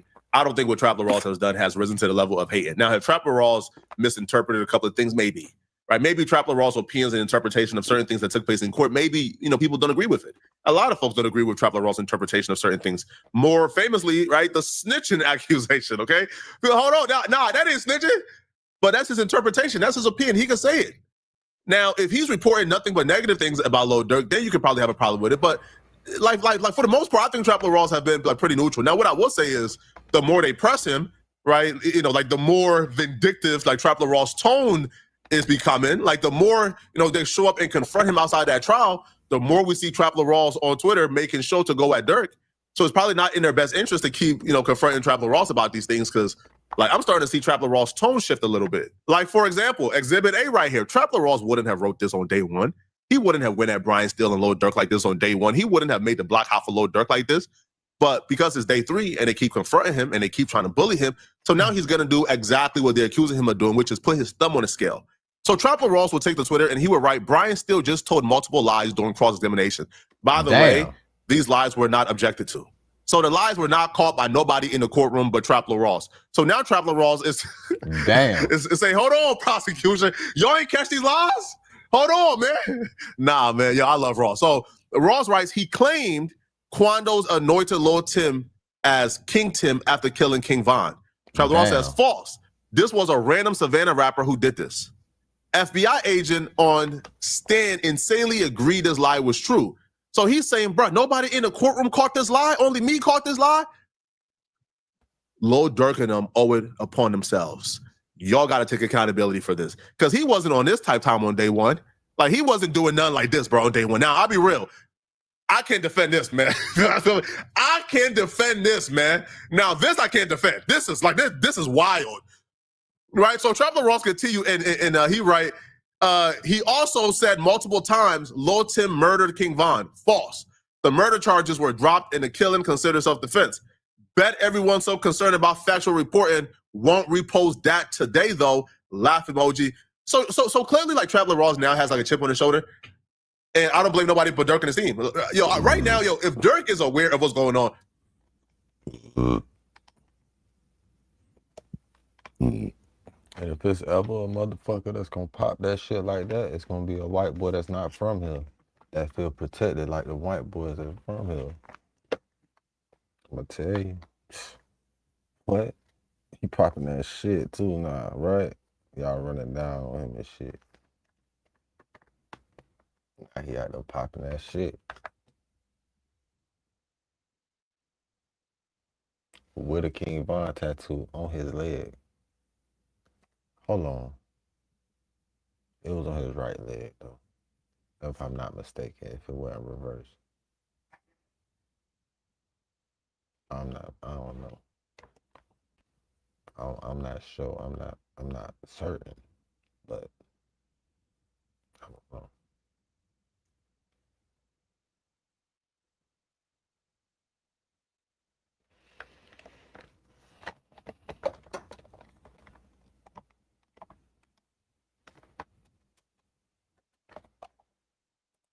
Dirk need to make that call in, bro. Stand down. Stand down, bro. The last thing you need is somebody swaying the public perception, right? Bro, I don't want to hear nothing about how the judge tell the jurors, hey, don't go home and look at social media. Man, cut it out, bro. If you think those jurors ain't on social media, we're looking at everything, right? Re-examining the facts based on social media posts, you're out of your mind. So if somebody is helping to sway the public perception, you probably don't want that person anti-you. You probably want that person to be as neutral as they can be, and you don't want to give them any incentive to want you in jail. We're also making another tweet earlier today, letting the public know that he's currently being bullied. Now, he didn't specify who exactly was bullying him, but he did say, getting bullied into deleting post now. Wow. I can tell you the exact tweet that they were hovering around Trapler Ross, telling him he must delete it right now. That was the OTFDD tweet. So Trapler Ross posted, prosecutors pulled up a post from OTFDD where OTFDD just tagged Quando Rondo at Quando Rondo, where was your pipe at? Taunting Quando Rondo after they just shot and killed Quando Rondo's cousin. Now, the reason why that would just be just exponentially stupid is because OTFDD was one of the shooters. So you posting at Quando where your pipe is at is absurd. Once Trapler Ross posted this, the entire internet began to call OTFDD the dumbest criminal they've ever seen, right? The greatest self-snitcher of all time. You would post this after committing a murder? Like, are you crazy? But apparently that was not the case. So Trapler Ross posted this immediately after the prosecutor said it in court. When it came back from recess, the defense attorney for OTFDD, he began to plead his case. And he clarified OTFDD didn't write that post. That was a repost from OTFDD. So somebody else posted it, and then OTFDD reposted it to his Instagram. Apparently, like, the clarification was what they were like mad about, and they really wanted Trapler Ross to clarify this, which he already clarified it. He just kept his other tweet up still. I don't know about y'all, bro. All right, fam, a repost and writing it yourself ain't no difference to me. Ain't no difference to me in the stupidity, bro. If you're reposting, you're co-signing it. You're making a mockery. If you just committed a murder, the last thing you want to do is associate yourself with that murder. Why would you repost that? Like, I'm so, like, it says more about his team that they feel like there is a difference between him writing the post and him reposting it. Why would he even repost it in the first place, knowing he was one of the shooters? 2 hours later, it looks like Trapler Ross did not delete the tweet. So they confronted him again, this time more hostile than the first, telling Trapler Ross he got to delete the tweet right now. Now, Trapler Ross would apparently write that this was so hostile that it has convinced them to just stop tweeting altogether. So he write, I might take a break from tweeting. Dirk's team acting very unprofessional, screaming, delete the tweet in my face outside the courtroom, leading the court marshals having to step in. Very disappointing and intimidating conduct towards the press in this case.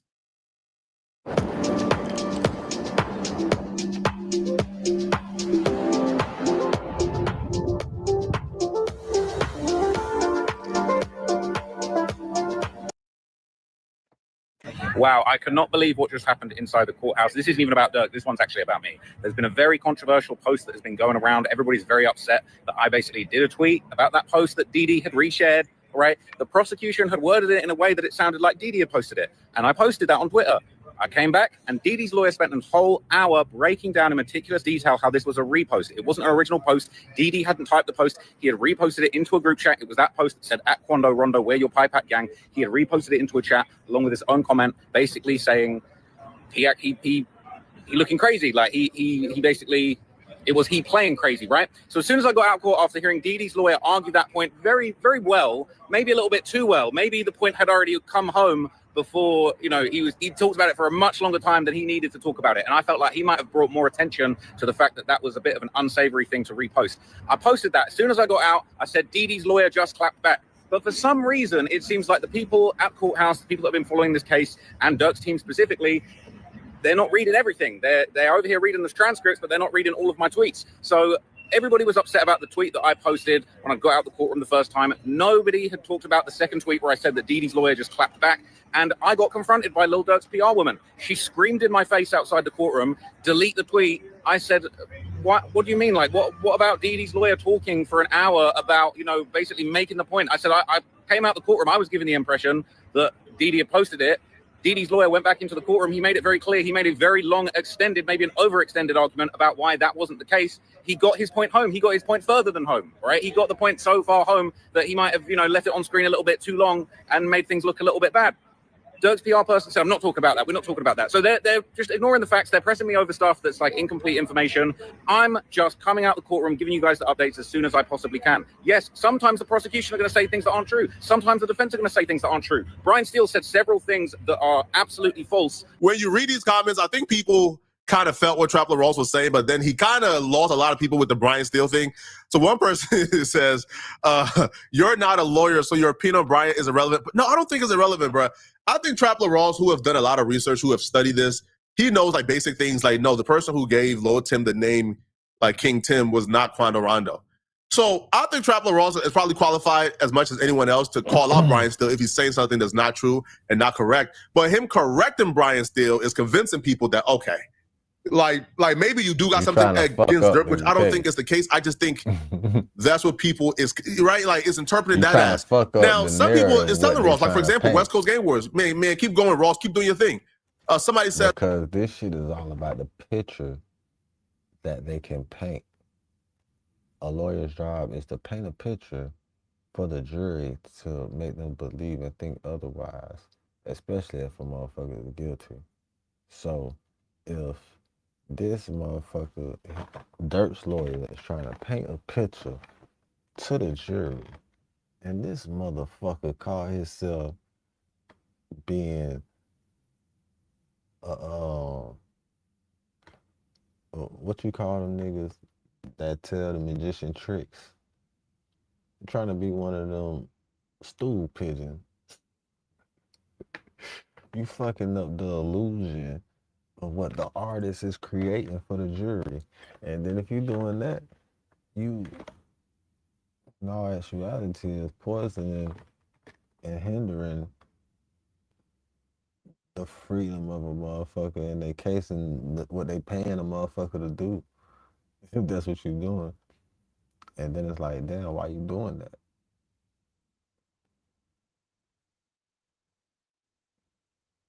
And that's what they looking at, like, damn, why you doing that?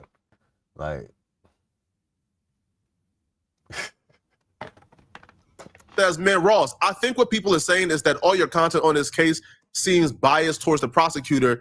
And I mean, no offense by that. I've been following your updates about the trial and appreciate it, but have thoughts this is a few times listening to, well, it's because the prosecutors are the one who are calling their witnesses right now, right? Right? Like, so the prosecutors, of course, will be calling witnesses that benefits what they got to say. So right now, it feels like everything that Trapler Ross is going to report obviously is going to be pro the prosecutors because he's reporting on the prosecutors and their statements and their arguments, right? When Lil Durk and them, when it's their time to call their witnesses and when it's their time to do their closing statements, right? Then probably you'll see something more positive towards Durk. But man, I don't think it's wise to press Trapler Ross at all, right? I think all you're doing at that point is just kind of antagonizing him and making him go all out hate Dirk if he hasn't already, okay? So y'all let me know in the comment section, what do you guys think about this? What do y'all think about them pressing Trapler Ross so hard that the court marshals had to step in? I'm gonna see you guys in this next video. If you enjoyed this video, right here is where I break down why Trapler Ross was pressed in the first video. I covered the entire situation on day one of Trapler Ross getting pressed. I'm gonna see you guys in Fuck all of that.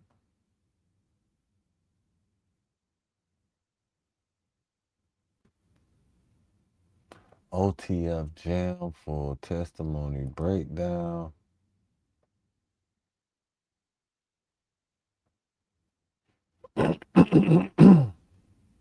Hey, yeah, If you're not using your VA loan benefit, you might be leaving money on the table. The VA loan is basically home ownership, but make it actually attainable. First, there's no down payment. Yeah, zero. You don't have to grind for years just to get in the game. Oh my God, it is crazy. So look, I know what you're all here for, and we're just going to get straight to it. All right, OTF Jam took the stand. I've got all of my notes from court today, but I just don't like this nigga voice for some reason, bro. I don't know why. I just, like, I be trying to listen to this nigga videos and shit. I be trying to give him a chance, man. I don't like his, I just don't like his voice, bro. I don't like his voice. I just don't. I don't know why. I don't know why. I just don't, bro. I just don't. I just don't like the way he talks. It's not the accent. It has nothing to do with the accent either. It definitely don't have nothing to do with the accent. Because you know that show with them boys over there in London and shit, and they be talking like all that with a knife, and man, what? I fuck with that show. It's just it's something about, I don't know. I can't put my finger on it. I just can't. It's something about this motherfucker.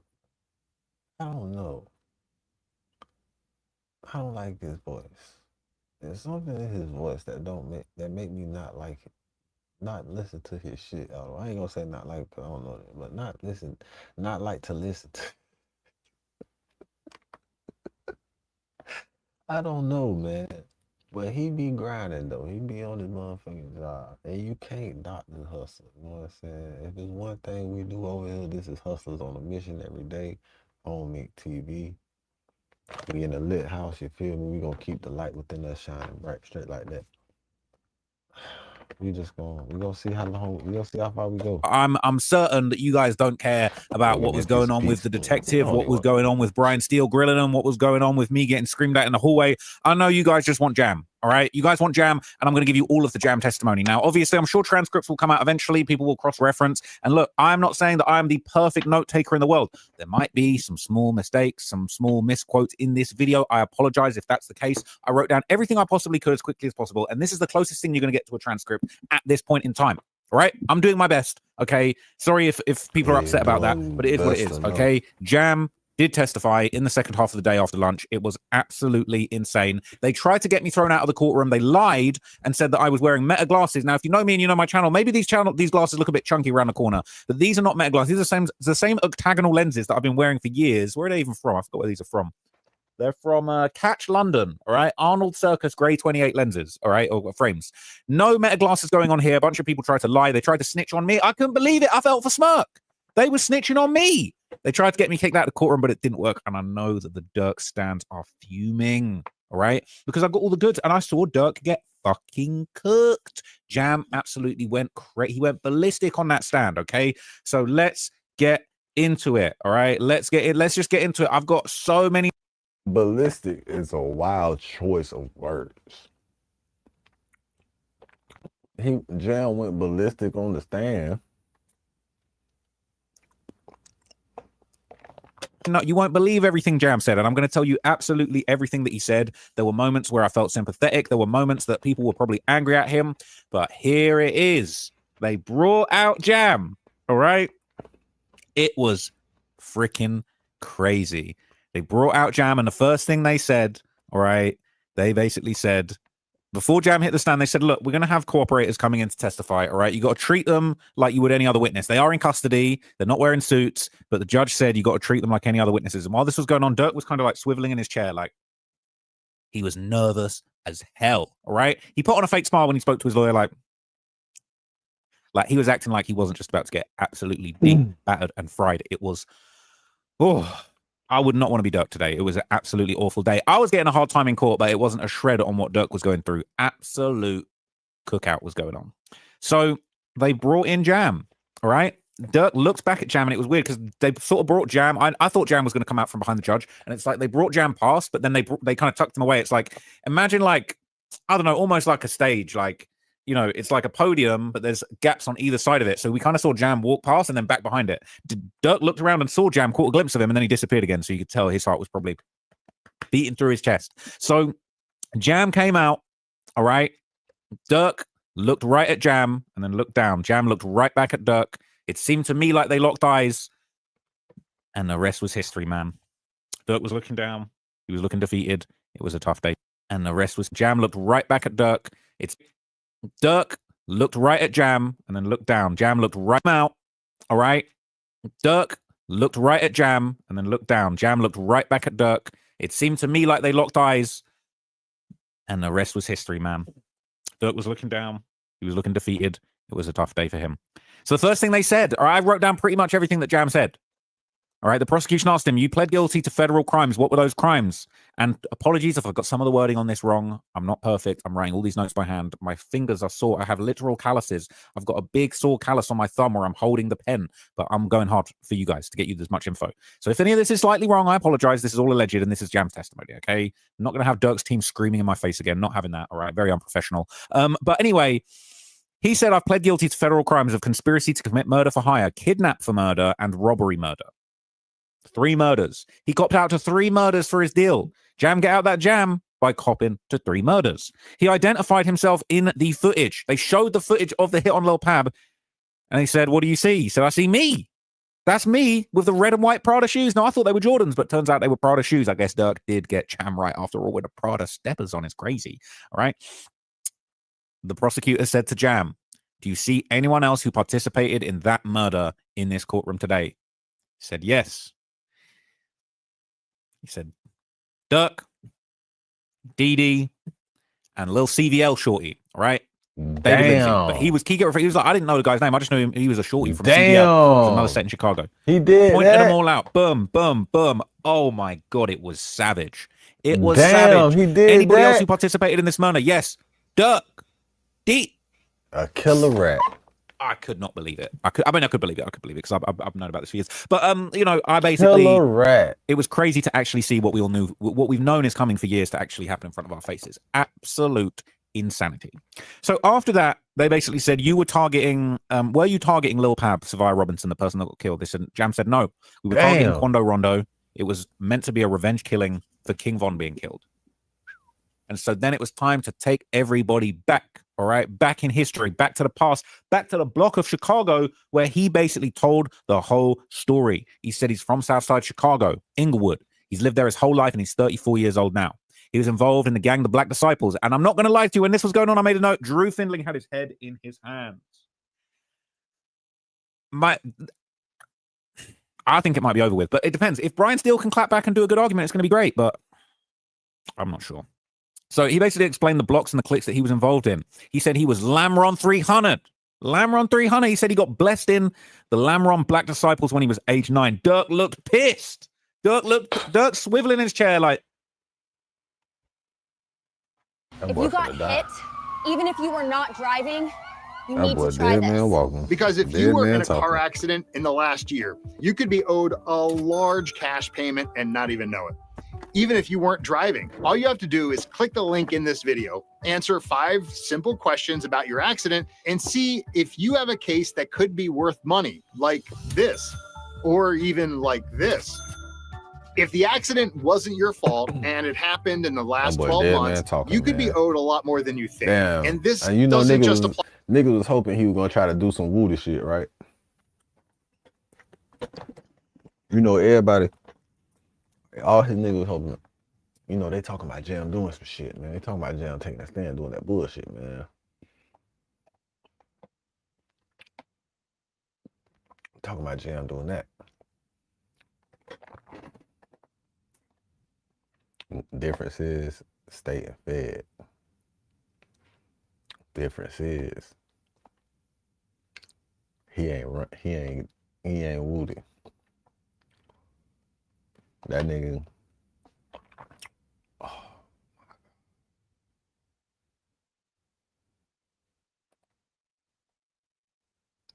What? He looked fuming.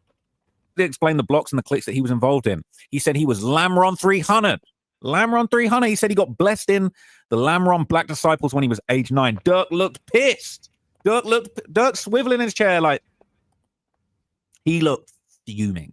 He looked fuming, all right? Because you know he hates rats. All rats must die. I hate rats. I hate rats. Well, maybe you shouldn't have expected that somebody was going to value your freedom over theirs, all right? That was a dumb... I said that to somebody in the courtroom. They were like, I can't believe it. I was like, I kind of can, because it's like Dirk thinking his freedom's worth more than Jam's. Jam wants his freedom. 50,000? I said, I said to someone in the court, I said, would you take 50,000 to never be free again in your...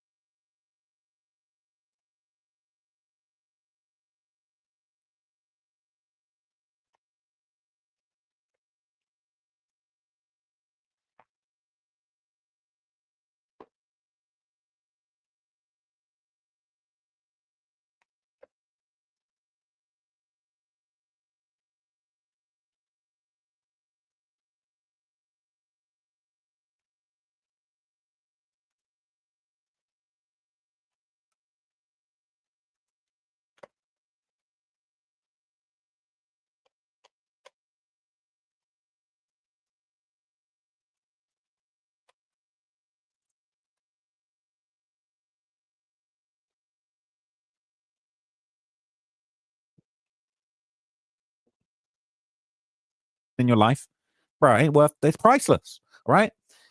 I don't abide by the street code. I'm not a gangster, so I can't abide by these ridiculous street codes that you're going to go down and just be solid. So Drew's got his head in his hands. He said, I became a Black Disciple leader. He said stuff about the Black Disciple leadership structure I'd never heard before in my life. He said, I became a minister in the Black Disciples, the BD and the Black Disciple Nation, and it came with a lot of authority. He said that meant I can direct younger members. And they said, how do you rise through the ranks? He said, you can rise through the ranks different ways. They said you can rise through money. They said you can rise through inheriting power from your family, your relatives, if you're, you know what I'm saying? Hang on. How can I tell that? Why is that coming through my computer? That's odd.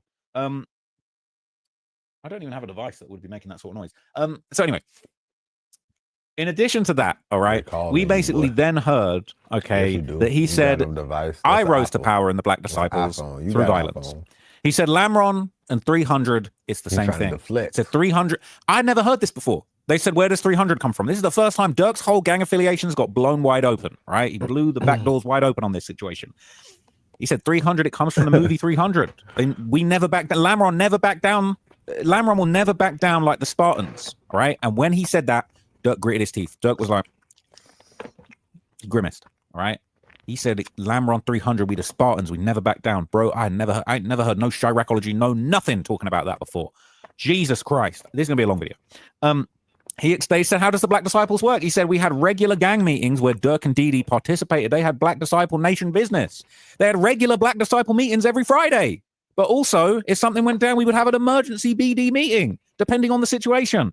They said that sometimes there'd be other BD cliques. Lamron 300 was its own clique, but sometimes other BD cliques would be convened for these meetings. If there was beef between the cliques, they might meet up and try and squash it.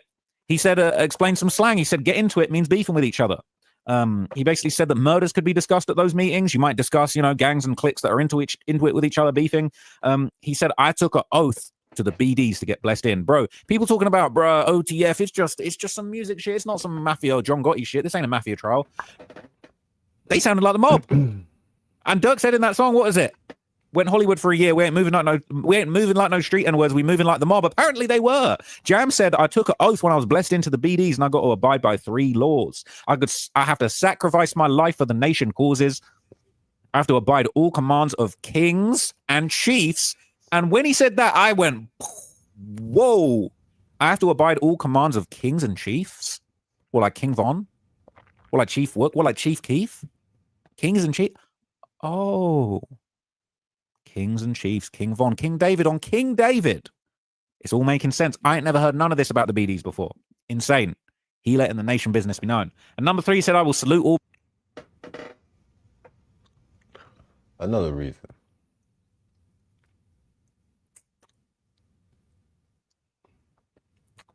We gonna let it carry on. Members of the BDs with a clutched hand and a clenched fist. He said he put his life on the line for the BDs. That's what he signed up for. He said the BDs don't tolerate no disrespect. To be a BD, you got to be loyal and trustworthy to your brothers. They said you got to be able to count on other BDs. When people go to jail and cooperate, you got to count on each other. You must never testify against other members. Clearly, he ain't banging BD no more. He explained get back is when you get revenge for somebody that's killed or shot your homie. He said that's the same as getting your lick back. It's known in the community, in the streets. It's known. If you get your lick back, it's known. He said if you don't get back, you look like a weak block. If you don't get back and you let people just kill people from your block and you don't get back, you get preyed on. He said older black disciples push the issue. Even your family can discipline you if you don't get back. He's saying mothers and grandmothers be getting mad if their kids don't receive get back after they're killed. Because you a bitch. And ain't no bitch in this bloodline, bitch ass nigga. You must have had somebody. You must not be your daddy child. He said get back is pushed for harder, for more important members, and the get back dictates the strength of the block. Beat your ass, nigga. He said the BDs take respect very seriously. Grandma be like, let me see your toes again. Let me. I thought I checked your toes. Let me check your toes. Said if you're a leader, you want people to respect you. If you don't maintain respect, then you can become a target. Not every BD is a shooter. You can be a money getter, a drug dealer, a scammer, or a fighter. Not everyone is a killer. But Jam, he got his respect as a shooter, and he had a big reputation for violence. He said that he shot his first person at age 12. It was on Halloween. Right? What? And how many times we heard that King Von lyric where you're talking about dudes getting shot all October, the real Halloween. They're saying Von caught a body around Halloween. It's illegal to drive without car insurance in almost every U.S. state, but there's one thing you could try pretty much any time if you want to save money. So I found this website, and look at the difference. $159 a month. I thought this was the best price I could find. Don't even look anywhere else. This is the best price, right? Wrong. Now look at my new price. $47 a month. For I would not want to be in the south side of Chicago anytime around Halloween. Okay? Absolute insanity. Bro. Crazy, right? Absolutely crazy. Hang on. So Jam said that the first shooting that he ever committed was apparently in his hood when somebody rolled through and hit an older guy in the face with a paintball gun. Jam and his cousin Chris basically were told by an older guy, they were handed guns and said, when the car comes back, shoot it up. All right. And they did exactly that. And somebody got hit. He was just 12 years old when he was getting busy. He'd already been blessed into the BDs. 3 years into the BDs, he's doing his first shooting. Between the ages of 12 and 18, Jam was apparently involved in 10 to 15 shootings, as well as many armed robberies. They said, are you a strong arm robber or an armed robber? He said armed robberies with guns. He said he did a whole lot of robberies. They said, how many? He was like 100 plus. He said mostly drug dealers. They said, did you ever rob anyone for anything other than drugs? He said one time. And this made me actually feel bad for Jam. He said, what happened? He said, there was one time when I was younger, I did an armed robbery with a gun for food. I robbed somebody for food. He said, my parents were drug addicts and I had to pay the bills and step up to the plate at age 12. That's when I started getting into the armed robberies. I needed to make some money. One time I had to literally stick someone up for food to put in my stomach.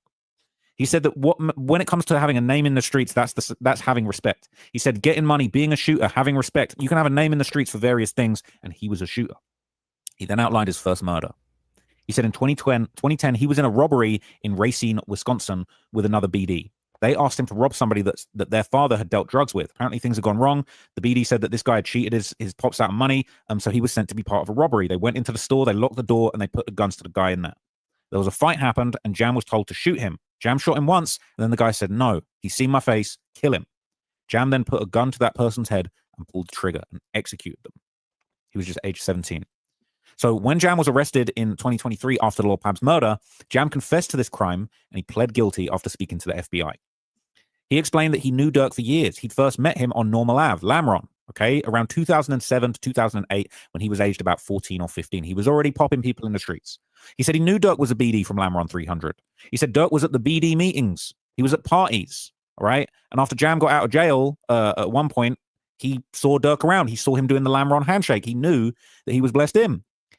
Jam explained that he has many gang tattoos. He said he got tattoos of 2-Fo, 1-Fo, BDN, Black Disciple Nation, 300, Lamron, and he's even got an OTF tattoo. He explained some of the BD hand signs that they do. They showed that picture that I told you before that was Dirk and Didi together. Dirk's doing the Die Y hand sign. They said this was from the Block Is Hot music video. He said, what's going on here? He said, that's Dirk dropping the Ys. And then there was another hand in the corner. He said, that's someone slamming the rakes. They said, I do hand signs to diss their ops. And it was funny because Brian still kept objecting, and the judge was like, bro, overruled, shut up. Like, Brian still like, objection. Anytime gangster brought up, he's like, objection. And the judge was like, no, we're allowed to bring up gangs for limited purposes. It's been established. Right? Brian still was having a bad time.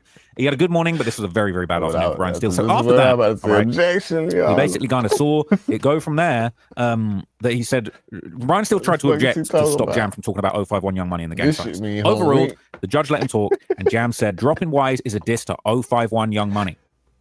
They do a Y sign. We drop it upside down to disrespect them. They're ops of the BDs. They killed a lot of important people. They said that the rakes is dropping the GD hand sign, right? The pitchforks. Gangster Disciples and GDs and BDs. The prosecution said they're kind of like Bloods and Crips in LA. And then Brian Steele, objection! The judge said, overruled. This is a Los Angeles audience. They're going to get the comparison to Bloods and Crips. I'll allow it. Jam said, yes. It's like the Bloods and the BDs and the GDs, like the Bloods and Crips in Chicago. And I've been saying that for years. You want to talk about like I don't know what I'm talking about. They said they played a video of Dirk and the whole gang at a street sign. It was the Taytown 59th and Princeton sign. It's probably a video that you've seen on social media where Dirk's just surrounded by Black Disciples in Taytown and he doing a gang sign. That's a heavy objection. I didn't know this. He was doing this sign. We've seen Dirk throw up this sign quite a few times, all right? It's like some shit Dirk be doing, all right? I don't know if is it like that? Is it like that? Hang on, let me check. So it's looking like this sign, all right? He kind of be doing that or that. And apparently that's the OTF gang sign. Now, I never really clocked that. I've seen Dirk doing that a bunch of times. Sort of this thing or this thing. That's a... Man, that shit mean a lot of different shit, man. That shit mean a lot of different shit. For them or him, maybe it does mean OTF. You feel me? Like, different areas and different locations of the world, there's similar head signs for different gangs and different groups. You feel me? Like, or different labels, because everybody ain't no fucking gang. This shit is business. Niggas have secret handshakes with their homeboys. That don't mean they're a gang. You know what I'm saying? Niggas can be a militia out here. Ain't nothing illegal about that. Ain't nothing wrong with that. But what I'm saying is,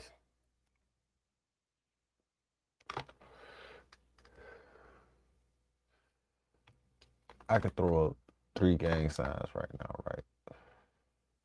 And all this shit is subject to my area, and it means something different here than it would mean in California or in Atlanta or in Houston or in New York, you know what I'm saying? Or in St. Louis, everywhere, or in Memphis. All this shit would be something different. You know what I'm saying? But in most cases, it's similar. So,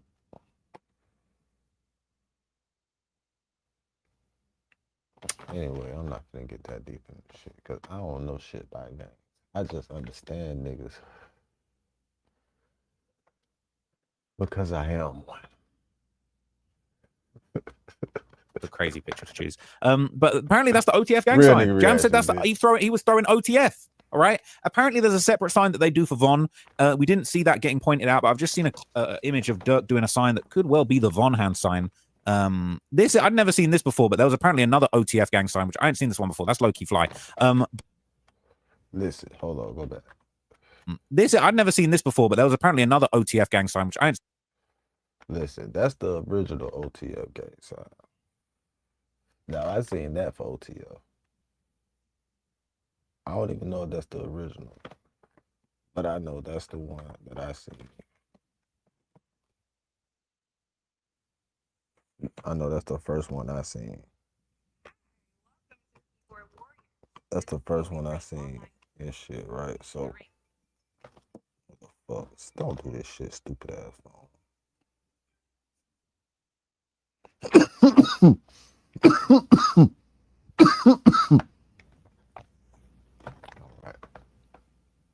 Yeah, that one right there, all the way over there. This one like right here on this side. I don't know if I'm right there, but yeah, this one right on this side over here. That's the original one. I haven't seen this one before. That's low-key fly. Yeah, there was another one. Okay, I can't actually find that picture, but it was basically Dirk kind of doing this, which I thought could have been the Von hand sign because it's making a V, but it's also an O block by the side if you do it that way. I'm not exactly sure, but anyway, he basically testified that it was like that this one or this one was like the OTF hand sign. It was one of the OTF hand signs that was apparently known. So that was kind of very, very interesting. They asked if anyone was throwing the King Von hand sign, and Jam actually said, "Oh, I can't see anyone doing the Von hand sign right now." But he said that the King Von hand sign basically only existed after Jam got out of jail. He didn't know about it. And they basically said, like, OTF is only the family. He explained what that was. He said that Lamron gang members had been saying OTF years ago, but it never took off. He said OTF was just another name of Lamron when they were kids, but it never took off until Dirk popularized it with his music. They said Dirk, Chief Keef, and Rondo No. 9 popularized the phrase only the family, but it was just another phrase for Lamron 300. He said they all claimed OTF. All right, they were kind of all showing love to OTF. Obviously, when you know the whole story now, Chief Keef hates OTF. Right, he's probably loving all of these updates. If Chief Keef's watching this one, come on, man, shout out Sosa. But anyway, the judge basically went on to kind of make some clarifications to the jury. Said, look, the reason that you're hearing all of this is to show the motive for the alleged conspiracy. It's not gang murder, but we're basically giving you the backstory as to why they might have wanted to slide for Von. So after that, the prosecution showed a picture of Dee Dee wearing the V-Roy chain. Jam explained that V-Roy was King Von's nickname because his best friend was T-Roy, who got killed, and V-Roy was a tribute to T-Roy. It was a Chiracology history lesson, bro. All of the stuff that you know and heard and seen in all my videos realistically, right? It was all put up there by somebody that was involved and confirmed that it was real. So anyway, all right, they showed the image of Dee Dee wearing the Tay-Town. He had this Tay-Town 2-time sweatshirt on, which I've pointed out in a previous video, like, bro, this is why I thought that, like, Dee Dee's lawyer was maybe fumbling a little bit, because it's like he kept kind of bringing attention to certain things. Like, he kept showing this picture of Dee Dee in this Tay-Town 2-time shirt. Nobody's brought attention to the fact that, like, that 2 times is like, what did you do 2 times? What did you do 2 times? But anyway, they showed in front of Jam, all right, the whole video of Dee Dee walking through Tay-Town, where he's saying, I need a lineup, you know, I ain't gonna lie. Let me pull it up. They played this whole video in its entirety, okay? Now, I won't play you the whole video, but obviously he wearing this Tay-Time 2-time sweatshirt, and he basically says, they saying I'm the murder man, all right? He, with all the gang, imagine this, right? Jam is, look, I'm just gonna be real with you, right? No one else gonna be as honest with you as I am about this case. I'm 52 years old. Last month, I caught my wife crying in the bathroom because I couldn't get hard in bed. She wouldn't even look at me anymore. We're basically roommates. So I tried Man, AI going this whole thing got played in its entirety, and the whole time Jam was shaking his head and smiling and laughing. All right, people were talking about Jam was shaking his head. He looked sad. Jam was shaking his head and smiling and laughing, thinking, "What an absolute dummy for putting this out there." I'll play the whole thing. Fuck it.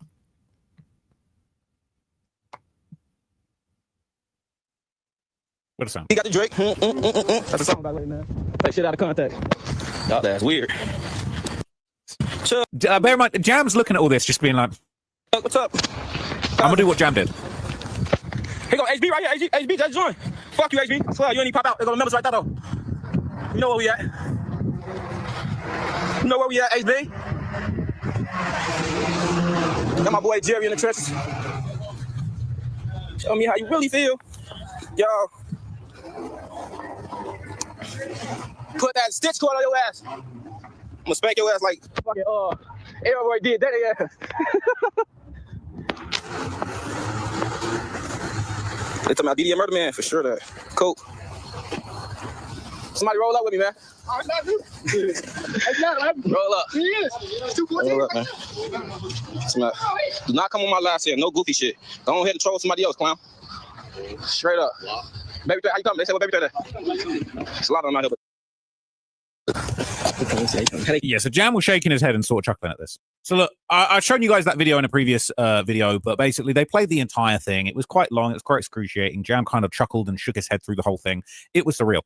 After that, Jam basically confirmed, yeah, that video was taken in Taytown. Those guys with him were BD gang members. When he says pop out, it means come outside for whatever. They said it could mean come kick it if you're gang members, or it could mean inviting the ops outside for a confrontation. However you want to choose it, you could use that phrase. They said, what does send that low mean? He said, it means show us where you're at. He said, Dee was a leader in Taytown. They're saying that, so Jam moved on. He said, I got out of prison at the end of February 2022. All right. And basically he said that, you know, he was in jail basically from the age of 18 to 2022. He was locked up for many years. You know, obviously what is he? Is that making sense? He was 34 when he took the stand. Wait, is that making sense? He was 34 when he took the stand, and then he came out 4 years ago, so he'd have been 30. So that sort of would suggest he did like roughly 12 years in jail. I could be wrong because my notes on that were a little bit iffy. But basically, he did years and years and years and years in jail. Okay, so that video of Dee on the block was after Jam got out. He said that Taytown as a gang or a set or a clique didn't even exist when he went to jail, and he said that he knew that was a recent video because some of the clothes that people were wearing were clothes that he didn't know, like clothes and brands and stuff that hadn't even been around long. So Jam would go on to explain that he did a whole bunch of time for attempted murder. He then moved on and explained a few things about Booney Mo, okay, a very well-known senior person in OTF. He identified him from a mugshot. Jam said that he met Booney Mo in 2005, 2006 when he was very young. He said that Booney wasn't a BD, but actually a Black P-Stone, and he was a gang leader in the P-Stones. He explained that Booney and Dirk were close, and Booney and Dee were close, and they were all locked in with each other, and they were all like brothers to Lil Durk. He explained that he was locked up for an attempted murder that was related to Booney Mo's block, and he kept in touch with other members of the gangs while he was locked up, and he basically wanted to keep his ear to the streets and keep informed about things like who got killed, who got locked up, who was touching down on the yard, where ops were being located, which ops might touch down at the jail. And he said that he knew King Von a little bit. He said that he knew he was an OTF member and an O Block member. He identified O Block, aka Parkway Gardens, from a picture. He explained that O Block is also a clique within the Black Disciples, and he explained that he knew Von before his attempted murder case, and that he knew who Von was due to his sister. And the feds kind of made a little bit of a comment. They were like, "You was trying to talk to King Von's sister," and he sort of like, "Yeah." Sounded like Jam was trying to rizz up King Von's sister when they were younger. But anyway. Basically, Jam said when he went to jail, Von was just a shorty from O Block. He wasn't known as this big factor, this big demon, all of this stuff. He said while he was in jail for 12 years, it was 12 years, he reconnected with King Von. He hung out with a guy that was in a different gang called Vonnie in jail. And basically, apparently, King Von wanted to talk to Jam on the phone. He was always on the phone with Vonnie. And at some point, he wanted to put King Von, Vonnie wanted to put King Von on the phone with Jam. Now, later on, he found out that King Von had built up a very big reputation in O Block, but Jam said he was never close with King Von. They spoke, like, it sounded like they had one conversation or maybe like a few little conversations, but he didn't really get to know Von like that. He just sounded like Vonnie put him on the phone with him and he didn't really know a lot about him, and he found out about him later. But he said he did stay in touch with Lil Durk because they were Lamron 300. He said Durk was one of the guys. That was his homeboy. He said Durk made song for the parties. He didn't hang on the block every day. He said Durk wasn't necessarily in Jam's immediate circle. He first spoke to Durk in jail around 2012, 2013. Sorry, so they'd met previously, but when he was actually in jail, it was like 2012, 2013 that Durk actually had conversation with Jam. Durk said that he randomly, out of the blue, gave $1,000 to Jam's attorney. He said he never asked him for this. He was surprised. It caught him off guard. He said that he then found out that Durk was writing songs about Jam's murders, and that was objected to, and that was kind of like, that was sustained, so that wasn't allowed to be kept in there. But basically, Jam said they began communicating a lot as time went on. They're saying that Durk put money on Jam's books. Sometimes it started with $50 to $100, then a couple $100, then it was getting up to $1,000. He was slowly putting money on his books, and Jam explained that, you know, money goes further in jail. Stuff is cheap, so, you know, a couple $100 or $1,000 actually went a long way for him, and that really made a difference to his life. He went on to explain that Durk had his guy Jason, who worked for him, send the money for him. It came from Durk, but Jason was the one initiating it. He said he knew this because he had Western Union slips, and it would have the person that sent the money's name on it. He said as time went on, he said he noticed a few people had started rapping the line "Free Jam out that jam." He said that an older guy apparently played him a song a couple of times that shouted "Jam out." He was thinking, oh, that's, you know, people shouting me out. He said he kind of thought it was just because his name was Jam and it rhymed, and like people just thought it was a slick bar. Then they said, "Do you know the song Back Again?" And then they played it. They just played Durk's verse, but obviously we heard them lyrics. Jam, get out of that jam. I gave him 50 and got ask again. he was catching murders way back when, but way back then, that's when the max was in. And then he basically said, the song is referring to me. Dirk did give me $50,000 cash when I got out. The song refers to catching a murder. Now, the song was actually released, I believe, before Jam got out of jail, but he basically said that that's what went down. He said that he said my name. He said that I used a Mac. I was known to carry a Mac. I used one of my attempted murder charge, and I did other things with it. And he basically said Dirk would often pick up the phone to him while he was in jail. And he finally got out in February 2022. He said that Dirk and Jason had bought Jam a bunch of clothes because they spoke on the phone. And he basically said, I'm coming home to nothing. I ain't even got any clothes. Dirk said, call Jason, tell him your size, and he'll get you some clothes. And he bought him a whole bunch of designer clothes for him to get out. He said he met Dirk and the OTF guys outside of prison. There was an objection to mentioning OTF, and that was sustained. So then they had to rephrase it and say, oh, you met Dirk and OTF members outside prison. There was pictures. Jason was pictured with a large photo that was framed of Von. There was photos that was taken of Jam with the group when they met. They showed a picture of them all together. He said he'd only been out a week or so. He'd met up with all these OTF members in Detroit. Apparently a driver took him all the way there from Chicago. And the other people were in the picture. It was Boogie, Wop, Dee, Twin, and Jam, and Asa Houston, who is Boogie. They were all together. He confirmed that Asa Houston was the driver on the Lil Pab murder in the Infinity.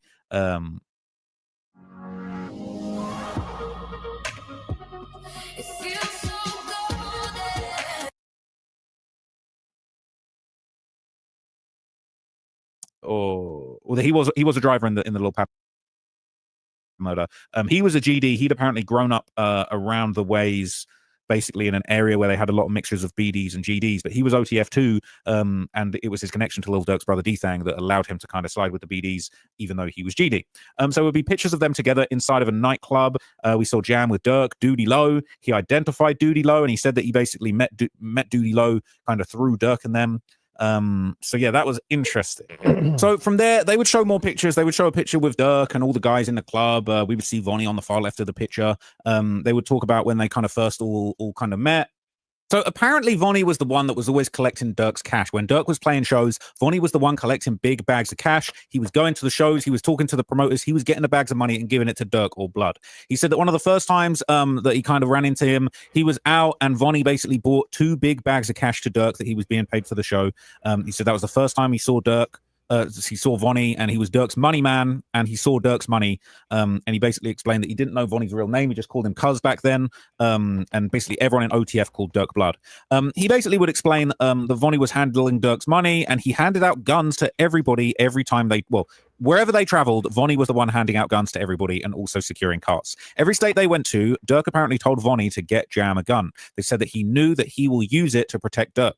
Apparently when they were in Miami, basically there was one guy around them was kind of all jittery around Jam. It was one of Tory Lanez's artists. And apparently Jam said after they left, Dirk basically said, hey, like, I'm going to start robbing these guys. I see his chain. He's getting some money. I'm ready to start robbing these fools. And apparently Dirk kind of encouraged it. Dirk's response, according to Jam, was, that's the Jam I've been waiting on. Now, in the midst of all of this, okay, there was like a little sidebar. The judge came back and basically said, we're going to strike that from the record, okay, about Dirk sort of, condoning what Jam was offering about robbing somebody, and we later heard that there was Brian Steele wanted a mistrial over that, and the judge was like, "Brian, no, we need a mistrial over that." I've been very fair to have that stricken from the record. But anyway, after that, all right, it was said that Vonnie was known for providing hot stolen cars, sliders. Jam basically explained that slider in Chicago slang is to commit a shooting or a murder, or pulling up on ops. He explained that hot cars are basically stolen cars. He explained that Dirk actually talked to Jam at a studio. Just like I was saying, hand signs mean different shit. Different slang mean different shit in different areas. What they said sliders, what he said, they said sliders mean. That slider in Chicago slang is to commit a shooting or a murder, or pulling. Slider in Chicago slang is to commit shooting or a murder. Sliders. In Florida, when we sliding, we just sliding, and we got a slider.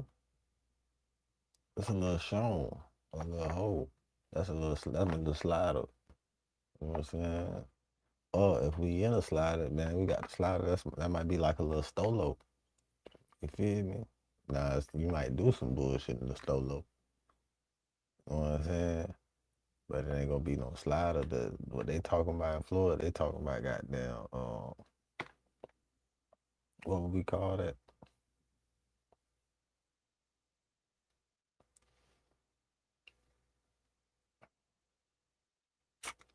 What would we call it?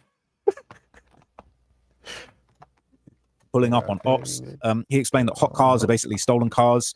He explained that Dirk actually talked to Jam at a studio, and there were kind of multiple people around, and they had a conversation where Dirk had been talking to Jam about things going on in OTF. Apparently, Dirk had said that he was mad that people weren't sliding for Von. He apparently said that people were acting Hollywood in OTF, and they said that all Jam and Dirk usually talked about.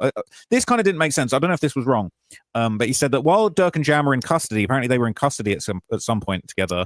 They said that all they talked about was music. I don't know if I wrote that down wrong, but I thought I heard them say all Dirk and Jam talked about in custody was music.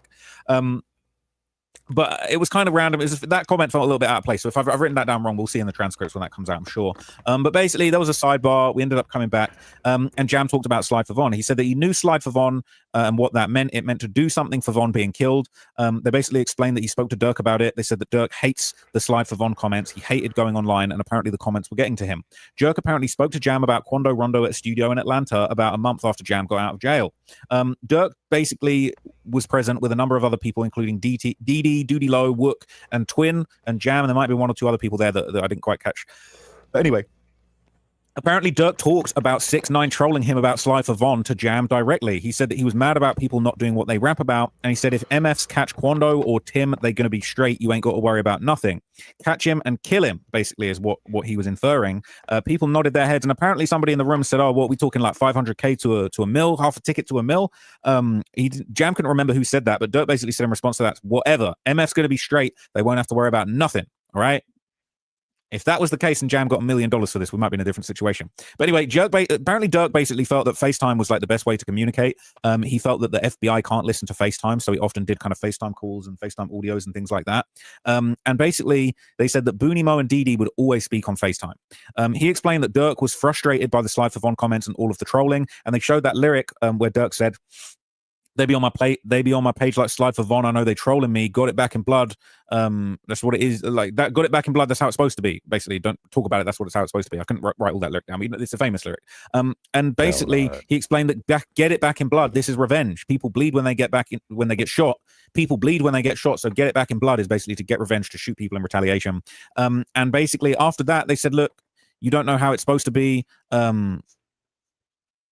That's what it was. It says, I got it back in blood, but you don't know that's how it's supposed to be. Jam said, well, yeah, basically explaining we're doing it back to them. It's part of the game. That's the game that we live by. You get it back in blood, we slide, we get back. And that Jam kind of always traveled with Dirk in and out of state. It was kind of his muscle. And all the flights were arranged through Dirk's employee, Jason. So after that, okay, there would basically be kind of a long exhibit put forward, and there was a bunch of boring stuff. We went over the flights again, and look, we've heard about the flights a million times, all right? But basically, there were a few more texts that were shown of Jam confirming with Jason that he booked flights. But what was interesting is Jam apparently would text Jason. Basically, Dirk authorized any flight that Jam was put on, and Jam didn't like Jason making a booking without confirming it with Dirk because it was Dirk's money. And Jam would often text Jason and say, hey, did Dirk say anything about the flights that I'm supposed to be on? And basically he said that the process was Jam would ask Dirk if he could be on the flight, and then Dirk would tell Jason, and Jason would basically follow up. And Jason wouldn't just book him flights without checking in with me. He said, I always need to tell Jason if Dirk asked me to be on a flight, and then it would basically get handled that way. They wouldn't just book Jam on some shit that he didn't know about or that he wasn't privy to. So Jam basically had sent one text to Jason saying, hey, gang, I told Blood I need a flight to Atlanta. He told me, let you know. And then he followed up, did you holler at Blood? Jason had said for when, and basically he flew multiple times with Dirk's authorization between February and August 2022. And then in August 2022, we got to talk about the period before the murder. And this is where things got absolutely insane. So the prosecutor said, how did you get involved with the murder? They said, Booney Mo, but really he said Booney and them called me. He said, Nem is Chicago slang for Nem.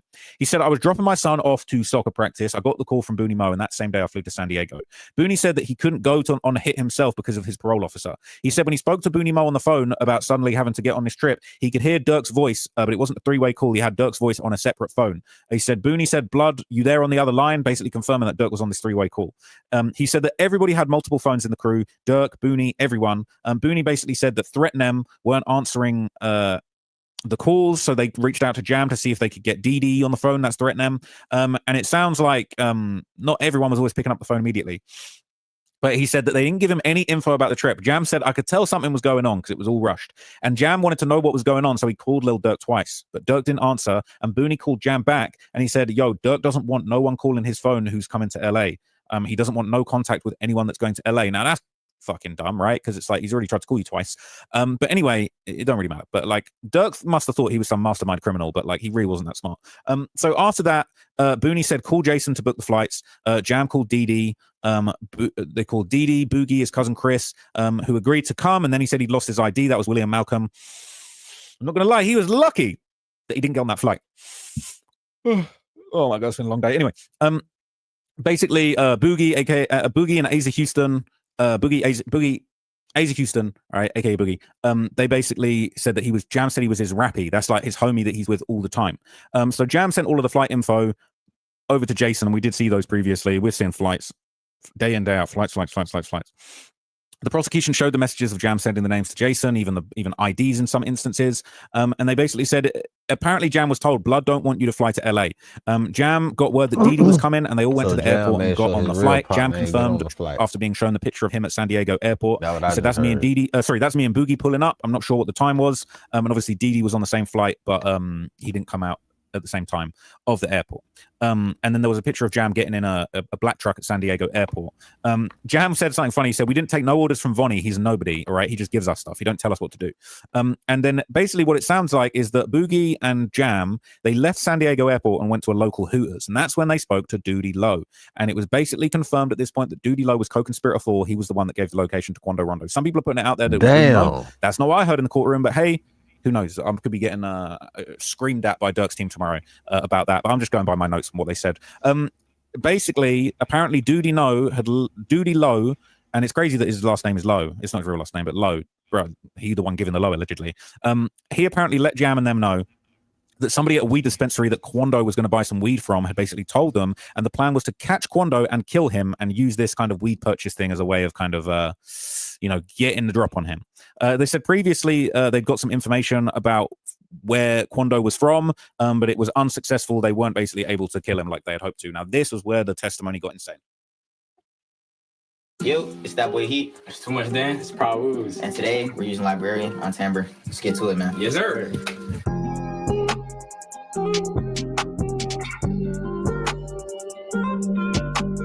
See, what you feeling today, Wolves? Man, I'm feeling like, first off, I want to check out this new little source that we got here. Okay, this is all new to me, okay? This is Timbre. Oh, that was just dope, yo. Fire. Liberian. Already looking neat. That's crazy. It's crazy. Let me just...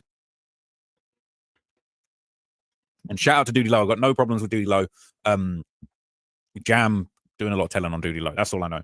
Okay. Basically, Doody Lowe got on FaceTime with Jam and Boogie while they were in Hooters. They said they FaceTimed Jam and Asa, and basically they said Doody knows where Quando is going to be while he's staying in LA, knows his flight info. Doody was in tune with the dude that was supposed to sell Quando weed, and somebody gave the location to Doody where Quando was staying. Jam said, it's not something I wanted to do, but I thought, damn, I'm here now. It's basically been dropped on him that he's got to do this murder in California. He said, I can't get away, so I just went along with the plan. He said, where I'm from, you don't stop nobody killing somebody. That's what gets you killed. He said, they will get mad and think you're the police. He explained that he didn't consider the Quando situation his beef. But you are. He said it was some rap stuff that had something to do with NBA Youngboy. He said, I'm used to Chicago beef. All of that had nothing to do with me. He said he wasn't comfortable doing a hit in LA because he's not from there. He said, if it went wrong, I got in a high-speed chase, I got hurt, I wouldn't know where to go. He said, I've been in high-speed chases in Chicago and I know the way. It helps. He explained, look, King Von got into it with NBA Youngboy. It didn't even have nothing to do with Von. Von was just riding for his homie and basically, took off on Quando and just created all this situation. It was none of their business. And he said, I didn't feel like I should have slid for Von. Von wasn't even from my block. He wasn't my homie. We didn't kick it. I didn't love him. But he said, but me and Boogie, basically, once Doody Lowe told us we were here to kill Quando, he said, we just looked at each other and said, after Doody told them that they were in California to kill Quando. So basically, Boogie would then be joined by Dee, Flocker, aka Jones, and the CVL shorty, which obviously David Lindsay, who's in the courtroom, but Jam kept saying, I only know him as just the CVL shorty. And they showed the picture of Flocker. He explained that he met him in juvie. They used to fight together. He said, we used to beat people's ass together. He kind of laughed when he said that, and he said, I'm sorry. I'm sorry. He said, when I came back from prison, I used to see Flocker on Dee's block. We never really texted much or called before the shooting, but he was aware who he was. He said he had no idea who Lindsay was or the CVL shorty. He said, he got out of prison and hung out with OTF. I never really saw them. He said Flocker knew Dee, but I didn't really know what he had going on. And he said they got a Sprinter bus for us from San Diego. Jam, Boogie, Dee, Flocker, and the CVL shorty Lindsay. They all got in there, and they said they might have gone from Hooters to the airport. He was sort of a little bit misremembering, but he was basically saying, I think we went back from Hooters to the airport and then got in the Sprinter with everybody else who landed on the later flight. And then they all got in a Sprinter van and then went from San Diego to LA. He explained that the Sprinter had kind of a partition, so you couldn't really talk to the driver. It wasn't that kind of situation. And basically, in addition to all that, he basically was shown a picture, and he said, I'm not sure if that's the exact van, but it looks similar. And so basically, he said that Dee was on his phone in the Sprinter, and he turned the camera to Flocker and the CVL shorty Lindsay, and basically said, hey, I got the Navy SEALs here. He either said, here go the Navy SEAls, or you see the Navy SEAls. He kind of wasn't sure which one he said. And on the other end of that FaceTime was allegedly Lil Durk, right? He said that he heard Durk's voice, all right? And he said that Navy SEAls are hitters. They're military. They're people who go on missions and kill people, right? That's what Navy SEAls meant in that context. And he said, I saw Durk. He said that Durk was basically put face-to-face with Jam on the FaceTime. And apparently Durk said to Jam, hey, go crazy. And then Jam slammed the rakes, did the GDK hand sign, and basically asked where Durk was. Durk said he was at the studio. And he said, I knew that he was at the studio because I've been to that studio before. And then Durk and Dee continued talking on FaceTime. Now, after that, the Sprinter stopped. Apparently, they were up a mountain, super high up, and they could kind of see the lights off in the distance above LA. And all the members got off. They stretched out. Somebody tried to take a picture, but it was too dark. Jam tried to take a video, but it was too dark. And you're thinking, bro, you guys are really trying to take videos on your Sprinter break. That's insane. So from there, they went to Target or Walmart. He wasn't sure which one, but like a large supermarket. And they basically stopped there to buy hoodies and gloves. They basically were trying to disguise themselves. And like nobody had brought hoodies and gloves with them, so they had to stop and buy them. So they got back on the Sprinter bus and eventually got to LA. Now they pulled up like a car lot that was apparently off a busy street. And then Vonnie got on the party bus, right? The Hitman bus, the Sprinter. He said, what's up? And then he stepped off to talk to Dee. And then he came back, and apparently Vonnie said, I got some bad news. I only got 3 guns. All right. And I don't want to get anything wrong here. So look, I'm just going to tell you what I wrote in my notes. If it was slightly off, I apologize, but I'm thinking it's close enough. He basically said that this was the first time that he had seen Vonnie in this trip. And everyone said, what's up? Jam shook Vonnie's hand. And then Vonnie came back with Dee. He said the bad news, only got 3 guns. And then Jam says he remembers he gave out some guns, right? He had 2 Glocks with extendos, and he said that they were hanging out one of their pockets of their hoodie. He couldn't remember who. They had extended clips. He said he gave a Glock to David Lindsay, and Flocker, Asa, got given... is that right? Hang on a second. My bad. Flocker being Keith Jones. They basically gave another Glock to Flocker. That was the Glock with the switch on it. And then Dee was holding a Beretta in his hand. And apparently he said, I'm rusty. It's been a while. And then handed the Beretta to Jam. So it was basically these guns being handed out determined who was a shooter from that moment on. And it was never questioned. Jam made it clear that a switch is what makes a Glock fully automatic. They're saying that Flocker, aka Keith Jones, had the switch. Yeah, Flocker was the one with the switch. That was confirmed.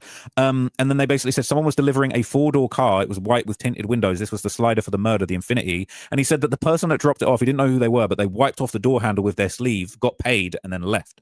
Jam, Flocker, Boogie, and the CVL shorty basically all got into their cars, got into that Infinity, and then Vonnie and Dee got in the BMW, and everybody left. And where did they go? Did they go to their own hotel? No, they didn't. Allegedly, they went to the hotel that they knew Quando was staying in. They immediately went to Quando's hotel, and they basically saying that the shooters in the Infinity followed Vonnie in the BMW to a side block. Jam said he got out the car with Flocker and Dee to basically look around the hotel, see the ins and outs. They parked kind of away from it. He couldn't say exactly where. But then he said they swapped over. Jam then got in the car with Dee and Vonnie in the BMW, and the rest of them got in the Infinity. And they basically were scoping the scene out. So during this time, allegedly, according to Jam, Doody Low called them on FaceTime and basically says that the weed guy has Quando's location and has texted Quando saying that he's close. And he's told Quando Rondo he's like only a few minutes away. And Doody basically, allegedly the quote was, Doody said, I talked to the weed guy who's got Quando's low. He told me to tell Quando he's almost there to deliver. Jam basically said this was all a trick to get Quando downstairs. Doody said that the dude wasn't really coming with any weed. It was a trick. And that's where we're going to get them, where we're going to kill them. That was crazy. I'm not going to lie. That was crazy. So they got up the video outside the hotel and they showed the cars. They got Jam to identify the slider, the BMW, both parked outside. He said, I remember this because we were on opposite sides of the street. I remember it well. I was in the BMW with Dee and Cuz. And then basically Jam went on to say that we sat for a minute looking through glass. We were kind of looking through to the lobby. Then we went back to a side block. We were going to tell the other the other car to basically pull up and get busy when Quando came out. They knew that Quando was wearing a camo shiesty mask. Somebody had a camo Bape hoodie on. They said Quando looked like he was smoking a cigarette outside, and at one point they saw the light bounce off his diamond grill. And he basically said they were about to slide and kill Quando Rondo at the hotel, but then cops were riding past. He said damn near every minute a police car drove past. LAPD was everywhere. He said they decided it was too hot to do the murder at that point. All right. And he basically said Quando was wearing a poo shiesty ski mask. Right. He explained what that was. Brian Steele objected to loads of stuff along the way, and the judge just kept on overruling. Bro, let him talk. So apparently Didi was in the back and he took the Beretta from Jam, and apparently he wound down the window, held the gun up, pointed it right at Quando, and he said, I could get him right now. It would be easy. That was crazy, but you didn't do it. All right. So that is just insane. That was like a movie. These guys are thinking this is a real life movie. So after that, they called off that hit. They said that the police were making it too hot and risky. Jam explained that hot is, when the police are onto an area, they said a person can be hot, a block can be hot, a situation can be hot. The situation was hot. They went back to the hotel. Both of the cars went together. And they were outside Quando's hotel. They'd been communicating on their phones. Sounded like there was FaceTime, but he said he didn't know that the two cars might have been communicating on regular calls, possibly FaceTime. And they said that Vonnie was taking them to the hotel. It was the same hotel that everybody that goes to Disneyland stays at. After that, Vonnie did all of the checking in when they got to that hotel. Jam told Vonnie that he needed some weed, and Vonnie left to get some, and he came back with it. They were staying in a first level room that had a sliding door that went straight out to the parking lot. So Jam basically went out and smoked a little something with Flocka. He talked on the phone, then he went to sleep, and they planned on catching Quando the next day. So we went away, all right? We came back after a little break, and that was kind of the end of the testimony for the day. But what was interesting is that final part. Dirk's lawyers made a motion for a mistrial. The judge was like, that Tory Lane's comment isn't enough for a mistrial. We're striking it from the record. But he basically gave a bunch of points as to why that was not sufficient for a mistrial. And we know that Brian Steele loves to ask for a mistrial. He did that a lot in the Young Thug trial. And then Didi's lawyer basically said an absolute load of nonsense. He said, this is death by 1,000 cuts. At a certain point, it becomes too much. Yeah, no shit. The evidence is overwhelming. He said we didn't have there were certain bits of evidence that we didn't have, exhibits that we didn't have.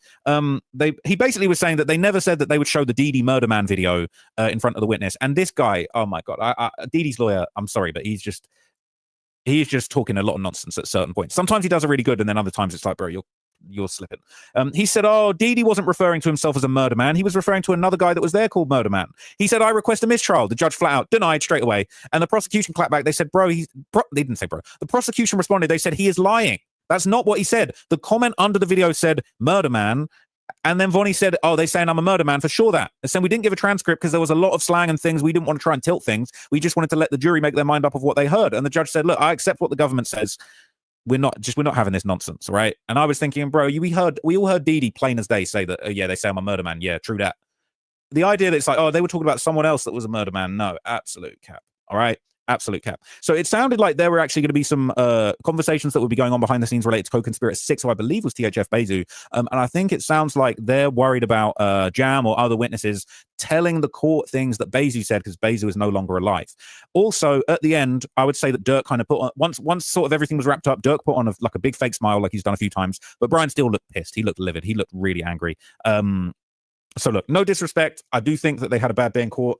Jam's testimony was overwhelming. We haven't even got to the full breakdown of exactly how the murder went down. I'm sure that's going to come tomorrow. But let's see how Brian Steele plays Jam. When Brian Steele gets to cross-examine Jam, is he going to go out like YSL Woody? Or is he going to go out like Sammy the Bull? We don't know. But I think if anybody's going to do a good job of that, it's Brian Steele. He did do very good cross-examination earlier in the day. I just haven't got time to talk about it right now, to be honest. I really want to just go to bed. And I don't think you guys are even that interested in it, perhaps. I don't know. But anyway, I will let you guys know when I hear more of that. I ain't gonna lie, he just said some real shit. I really just want to go to bed. I'm on a mission every day, bitch. And I know you are too. So let's get it, man. We back at it. Hustlers on a mission every day. This is the lit house. Keep the light within you shining bright, you feel me? Fuck that shade, get paid. And that's every single motherfucking day. This is another real nigga reaction. Remember, real niggas do what they want to do. Bitch niggas do what they can. Hoe ass niggas gonna talk about it. And fuck niggas gonna hate. God, I promise you that. So do your shit to the motherfucking fullest, nigga. I'll catch you on the next one. Baby, I'm a hustler on a mission. Grinding for that spot, a brand new pot to piss in. Trying to school my partners, I don't think they pay attention. I'm sticking to my vision, on the road to the riches. Every single